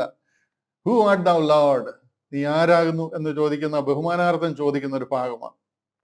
എന്നവൻ ചോദിച്ചതിന്, നീ ഉപദ്രവിക്കുന്ന യേശു ആകുന്നു ഞാൻ. ഈ ചോദ്യം ചോദിക്കുമ്പോൾ തന്നെ പോളിന്റെ മനസ്സിൽ ഇങ്ങനെ പറഞ്ഞുകൊണ്ടാ ചോദിക്കുന്നത്, അയ്യോ യേശു ആകുന്നു എന്ന് പറയല്ലേ, ഞാൻ യേശു ആകുന്നു എന്ന് പറയല്ലേ. കാര്യം 1-2 വർഷമായിട്ട് ഇതിന്റെ പുറകെയാണ് പുള്ളി ഇറങ്ങിയിരിക്കുന്നത്. യേശു കർത്താവിന്റെ സഭയെ ഉപദ്രവിച്ചുകൊണ്ടിരിക്കുന്ന ആളാണ്. അപ്പൊ ഇത് കണ്ടു കഴിഞ്ഞപ്പോഴത്തേന് ആകെ പേടിച്ചു പോയി. അവിടെ കിടന്നുകൊണ്ട് ചോദിക്കുക, നീ ആരാകുന്നു എന്ന് ചോദിക്കുമ്പോഴും മനസ്സിൽ യേശു ആകുന്നു എന്ന് മാത്രം പറയല്ല എന്ന് ആഗ്രഹിച്ചുകൊണ്ടായിരിക്കും ചോദിക്കുന്നത്. അതിന് കർത്താവ് പറയാണ്, നീ ഉപദ്രവിക്കുന്ന യേശു ആകുന്നു ഞാൻ. ഹല്ലേലൂയ. നീ എഴുന്നേറ്റ് പട്ടണത്തിൽ ചെല്ലുക, നീ ചെയ്യേണ്ടത് അവിടെ വെച്ച് നിന്നോട് പറയും എന്ന് അവൻ പറഞ്ഞു. ഇതെല്ലാം നമുക്ക് അറിയാവുന്ന കാര്യമാണ്. ഞാൻ അധികം നിൽക്കുന്നില്ല. അങ്ങനെ അങ്ങ് പോവുകയാണ്, വായിച്ചു പോവുകയാണ്. അവനോട് കൂടെ പ്രയാണം ചെയ്ത പുരുഷന്മാർ ശബ്ദം കേട്ടുവെങ്കിലും ആരെയും കാണാതെ മരവിച്ചു നിന്നു. മറ്റുള്ളവർക്ക് ആർക്കും കാണാൻ കഴിഞ്ഞില്ല, ശബ്ദം കേട്ടു. എന്നാൽ എന്താ നടക്കുന്നതെന്ന് അവർക്ക് പിടികിട്ടുന്നില്ല. ഇദ്ദേഹം താഴെ വീണ് കിടക്കുന്നതേ മനസ്സിലാകുന്നുള്ളൂ. ഇവിടെ ഒരു കാര്യം കൂടെ നിങ്ങളെ ഓർപ്പിക്കാനായിട്ട് ഞാൻ ആഗ്രഹിക്കുന്നത്, ഏകദേശം ദമസ്കോസിൽ എത്തിയപ്പോഴാണ് പ്രയാണം ചെയ്ത് പുരുഷന്മാർ പ്രയാണം ചെയ്ത് ദമസ്കോസിൽ എത്തിയപ്പോഴാണ്. ഇത് കണ്ടില്ലേ, അവൻ പ്രയാണം ചെയ്ത് ദമസ്കോസിനെ സമീപിച്ചപ്പോൾ, മനസ്സിലായോ? അവൻ പ്രയാണം ചെയ്ത് ദമസ്കോസിനെ സമീപിച്ചപ്പോൾ 242 കിലോമീറ്റർ ഉണ്ട് യെരുശലേമിൽ നിന്ന് ദമസ്കോസ് വരെ. ഈ 242 കിലോമീറ്ററും 41 കിലോമീറ്ററും എന്താ കർത്താവ് ഇടപെടാതിരുന്നേ? യെരുശലേമിൽ നിന്ന് തിരിച്ചപ്പോൾ മുതലേ ദൈവത്തിന് അറിയാം ഇങ്ങോട്ടാ വരുന്നത്, ഈ ആവശ്യത്തിന് വേണ്ടിയിട്ടാ വരുന്നതെന്നും അറിയാം. യെരുശലേമിൽ വെച്ച് തന്നെ അങ്ങ് തടഞ്ഞു നിർത്തിക്കൂടായിരുന്നു? അവിടുന്ന് കുതിരപ്പുറത്ത് കയറുമ്പോഴേ താഴെ വീണിട്ട് ഇവിടെ നിൽക്കുന്ന നീ പോകണ്ടെന്ന് പറയാൻ പറ്റത്തില്ലായിരുന്നോ? ഇസ്രായേലിന്റെ മണ്ണ് വിടണം.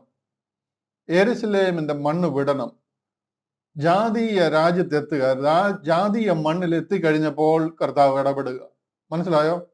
ഒരു ജാതികളെ മുഴുവനും ജാതികൾക്ക് വേണ്ടിയിട്ടുള്ള ഒരു രക്ഷാ പദ്ധതി ആരംഭിക്കുക. ഇവിടെ ഉലകത്തിലുള്ള സകല മനുഷ്യർക്കും യഹൂദന്റെ മണ്ണ് വിട്ട് അടുത്ത സിറിയയിലേക്ക് കടക്കുക. ദമസ്കോസിൽ കയറിയപ്പോൾ കർത്താവ് അവിടെ ഇടപെടുകയാണ്. മനസ്സിലായോ? പുരുഷന്മാർ ശബ്ദം കേട്ടുവെങ്കിലും ആരെയും കാണാതെ മരവിച്ചു നിന്നു. ശൗൽ നിലത്ത് നിന്ന് എഴുന്നേറ്റ് കണ്ണ് തുറന്നാറെ ഒന്നും കണ്ടില്ല. അവർ അവനെ കൈക്ക് പിടിച്ച് ദമസ്കോസിൽ കൂട്ടിക്കൊണ്ടുപോയി. അടുത്ത ഭാഗങ്ങളൊക്കെ വളരെ ഇൻട്രസ്റ്റിംഗ് ആണ്. അവൻ 3 ദിവസം കണ്ണ് കാണാതെയും തിന്നുകയോ കുടിക്കുകയോ ചെയ്യാതെയും ഇരുന്നു. ഈ 3 ദിവസത്തെ കുറിച്ചൊക്കെ ആൾക്കാർ ഒത്തിരി പ്രസംഗിക്കുന്നത് കേട്ടിട്ടുണ്ട്. ഞാൻ അതിലോട്ടൊന്നും കടക്കുന്നില്ല. 3 ദിവസത്തിനൊന്നും അത്രയും പ്രത്യേകത ഞാൻ കാണുന്നില്ല. അതുകൊണ്ട് ഞാൻ അതിലേക്ക് കടക്കുന്നില്ല. 3 ദിവസം കാണാതെയും കണ്ണ് കാണാതെയും തിന്നുകയോ കുടിക്കുകയോ ചെയ്യാതെയും ഇരുന്നു. ഇവിടെ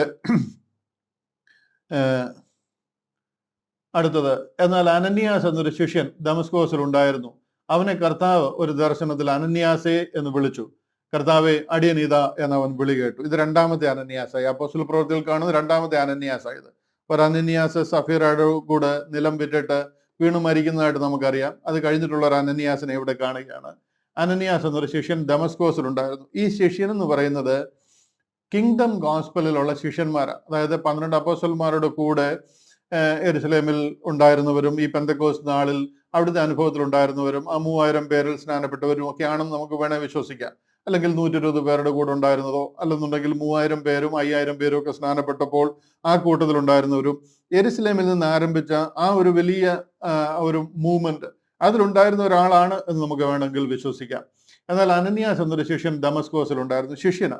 ദമസ്കോസിൽ ഉണ്ടായിരുന്നു. അവനെ കർത്താവ് ഒരു ദർശനത്തിൽ അനന്യാസേ എന്ന് വിളിച്ചു. കർത്താവെ, അടിയനീത എന്നവൻ വിളി കേട്ടു. അന്ന് ദൈവം ഡയറക്റ്റ് വിളിക്കുമോ? പേര് ചൊല്ലി വിളിക്കും. ദൂതന്മാർ ഇറങ്ങി വന്ന് കാര്യങ്ങൾ പറയും.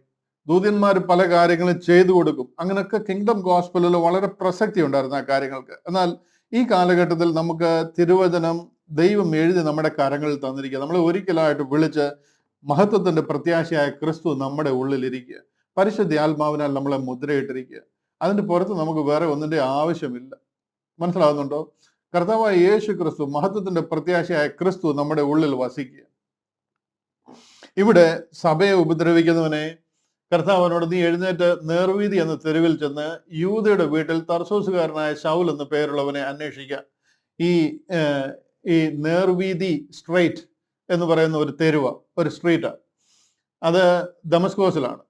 അവിടെ യൂദ എന്ന് പറയുന്ന ഒരാളുടെ വീട്ടിൽ തർസോസുകാരനായ ശൗലിനെ ആക്കിയിരിക്കുകയാണ്. ശൗലിന്റെ നാട് ആക്ച്വലി തർസോസും ഈ സ്ഥലവുമായിട്ട് വലിയ ദൂരമില്ല. കിലിക്കിയ എന്ന് പറയുന്നത് കുറെ അടുത്താണ്. ഏകദേശം 60-65 കിലോമീറ്റർ ആണ് ഇവിടുന്ന് തർസോസിലോട്ട് കിലിക്കിയയിലോട്ടുള്ളത്. അപ്പൊ ഏകദേശം പോളിന്റെ ദേശമൊക്കെ തന്നെയാണിത്. ഇവിടെ ശൗൽ എന്ന് പേരുള്ളവനെ അന്വേഷിക്കുക എന്ന് പറഞ്ഞിട്ട് ഇദ്ദേഹത്തെ അങ്ങോട്ട് വിടുകയാണ്. ഇവിടെ അവൻ പ്രാർത്ഥിക്കുന്നു. അനന്യാസ് എന്ന പുരുഷൻ അകത്ത് വന്ന് താൻ കാഴ്ച പ്രാപിക്കേണ്ടെന്ന് തൻ്റെ മേൽ കൈവെക്കുന്നത് അവൻ കണ്ടിരിക്കുന്നു എന്ന് കൽപ്പിച്ചു. അങ്ങനെ പോള് ഇങ്ങനെ അനന്യാസ് എന്ന് പറയുന്ന ഒരാൾ വരുമെന്നും അദ്ദേഹം തൻ്റെ മേലെ കൈവെച്ച് തനിക്ക് വേണ്ടി പ്രാർത്ഥിക്കുമെന്നും ഒക്കെ പോള് കണ്ടിരിക്കുകയാണ്. അങ്ങനെ ആ ഒരു ദർശനം കൂടെ താൻ കണ്ട് അത് പ്രാപിക്കേണ്ടതിന് അങ്ങനെ ആയിരിക്കുക. അപ്പൊ തൻ്റെ മേലെ കൈവെക്കുന്നത് കണ്ടിരിക്കുന്നു എന്ന് കൽപ്പിച്ചു. അതിന് അനന്യാസ്, കർത്താവേ, ആ മനുഷ്യൻ യെരുശലേമിൽ നിന്റെ വിശുദ്ധന്മാർക്ക് എത്ര ദോഷം ചെയ്തുവെന്നും പലരും പറഞ്ഞ് ഞാൻ കേട്ടിരിക്കുന്നു. ഈ പോളിനെ കുറിച്ച് ഇവർക്കെല്ലാം അറിയാം. പോൾ ഇങ്ങോട്ട് വരുന്നുണ്ടെന്നും ഇവരൊക്കെ അറിഞ്ഞിരുന്നതാണ്. ഇവിടെ വന്ന് ഇവരെ പിടിച്ചുകൊണ്ട് പോകാനായിട്ട് അവിടുന്ന് മഹാപുരോഹിതന്റെ പത്രമൊക്കെ വാങ്ങി വരുന്നുണ്ടെന്നുള്ളതും എല്ലാം ഇവിടെ അറിവ് കിട്ടിയിരുന്നതാണ്. ആ മനുഷ്യൻ യെരുശലേമിൽ നിന്റെ വിശുദ്ധന്മാർക്ക് എത്ര ദോഷം ചെയ്തുവെന്ന്. എത്ര ദോഷം ചെയ്തു എങ്ങും പറഞ്ഞിട്ടില്ല, പക്ഷെ ഭയങ്കര ദോഷം ചെയ്തു. അതുകൊണ്ടാണ് അവർ ലോകം മുഴുവനും അല്ലെന്നുണ്ടെങ്കിൽ ആ ദേശം മുഴുവൻ ഓടിപ്പോകുവാനായിട്ട് കാരണമായി തീർന്നത്. പലരും പറഞ്ഞ് ഞാൻ കേട്ടിരിക്കുന്നു. ഇവിടെയും നിന്റെ നാമത്തെ വിളിച്ചപേക്ഷിക്കുന്നവരെ ഒക്കെയും പിടിച്ചു കെട്ടുവാൻ അവന് മഹാപുരോഹിതന്മാരുടെ അധികാരപത്രം ഉണ്ട് എന്ന് ഉത്തരം പറഞ്ഞു. ഇത്തരം കാര്യങ്ങൾ അനന്യാസിന് അറിയാം. അന്ന് വാട്സപ്പ് ഒന്നും ഇല്ലെങ്കിലും ഈ കാര്യങ്ങളൊക്കെ അവർ അറിഞ്ഞിട്ടുണ്ട്. അവര് പോളിനെ പ്രതീക്ഷിച്ച് തന്നെയായിരുന്നത് ഇങ്ങനെയൊക്കെ സംഭവം ഉണ്ടാകും എന്ന് അവർക്ക് അറിയാമായിരുന്നു. കർത്താവ് അവനോട്, നീ പോകാം, അവൻ എൻ്റെ നാമം ജാതികൾക്കും രാജാക്കന്മാർക്കും ഇസ്രായേൽ മക്കൾക്കും മുമ്പിൽ വഹിപ്പാൻ ഞാൻ തിരഞ്ഞെടുത്തിരിക്കുന്ന ഒരു പാത്രമാകുന്നു എന്ന് പറഞ്ഞു.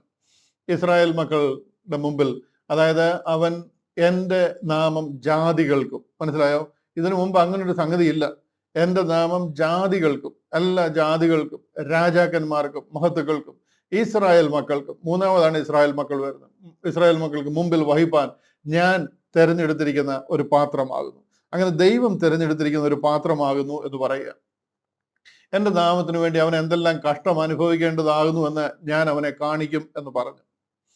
നിങ്ങൾ അനുഭവിച്ചതിൻ്റെ 100 ഇരട്ടി അവൻ അനുഭവിക്കാൻ പോവുകയാണ്. കാര്യം എൻ്റെ നാമനിമിത്തം എന്ത് കഷ്ടം അവൻ അനുഭവിക്കേണ്ടി വരും എന്ന് അവൻ കാണാനിരിക്കുന്നു എന്ന് പറയുക. ഈ അനന്യാസ് എന്ന് പറയുന്ന ഒരു കിങ്ഡം സെയിന്റ് ആണ്. അതായത് പത്രോസ് അപ്പോസ്തലന്റെയും പന്തിരുവരുടെയും ഒക്കെ ശുശ്രൂഷയിലുള്ള കിങ്ഡം സെയിന്റ്. ഇവിടെ വേറൊരു ബോഡി ഓഫ് ക്രൈസ്റ്റ് എന്ന് പറയുന്ന ഒരു സഭ ഇവിടെ ആരംഭിച്ചിട്ടില്ല. അങ്ങനെ ഒരു വിളി ഇതുവരെ ഇവിടെ തുടങ്ങിയിട്ടില്ല. അതുകൊണ്ട് തന്നെ ഇവർക്ക് മറഞ്ഞിരുന്ന മർമ്മം എന്താണെന്നോ ബോഡി ഓഫ് ക്രൈസ്റ്റ് എന്താണെന്നോ പൊളൈൻ റെവലേഷനോ ഒന്നും ഇവിടെ അറിഞ്ഞിട്ടില്ല. പോളിനെ വിളിച്ചിട്ടേ ഉള്ളൂ. ഇവിടെ പോളിനെ കൊണ്ട് ആ ശുശ്രൂഷകൾ ആരംഭിക്കാൻ പോകുന്നതേ ഉള്ളൂ. ഇവിടെ പോള് നമുക്ക് കാണാം, പാപികളിൽ ഒന്നാമനാണ് പോൾ. നമ്മുടെ സമയം തീരുകയാണ്. 2-3 മിനിറ്റ് കൊണ്ട് ഞാൻ പറഞ്ഞ് അവസാനിപ്പിക്കാം. അടുത്ത ആഴ്ചയിൽ നമുക്കിത് കണ്ടിന്യൂ ചെയ്യാം.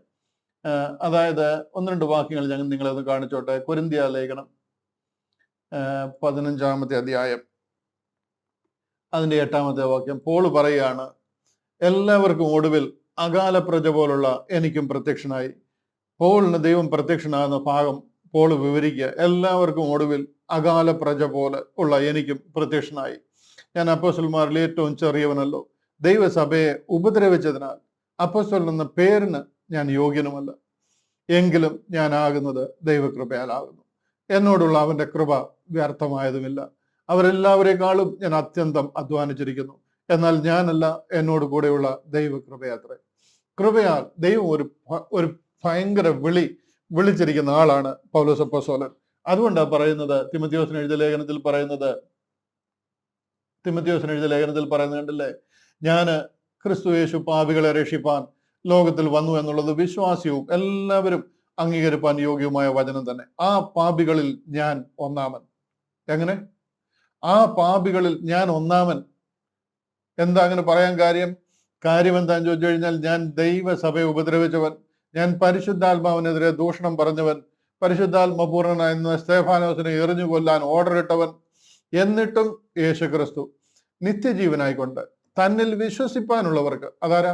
ഞാനും നിങ്ങളും, പുറകെ വരാനുള്ളവർക്ക്, വിശ്വസിപ്പാനുള്ളവർക്ക് ദൃഷ്ടാന്തത്തിനായിട്ട്, അതായത് ആസ് എ പാറ്റേൺ, ദൃഷ്ടാന്തത്തിനായിട്ട് സകല ദീർഘക്ഷമയും ഒന്നാമനായ എന്നിൽ കാണിക്കേണ്ടതിന് എനിക്ക് കരുണ ലഭിച്ചു.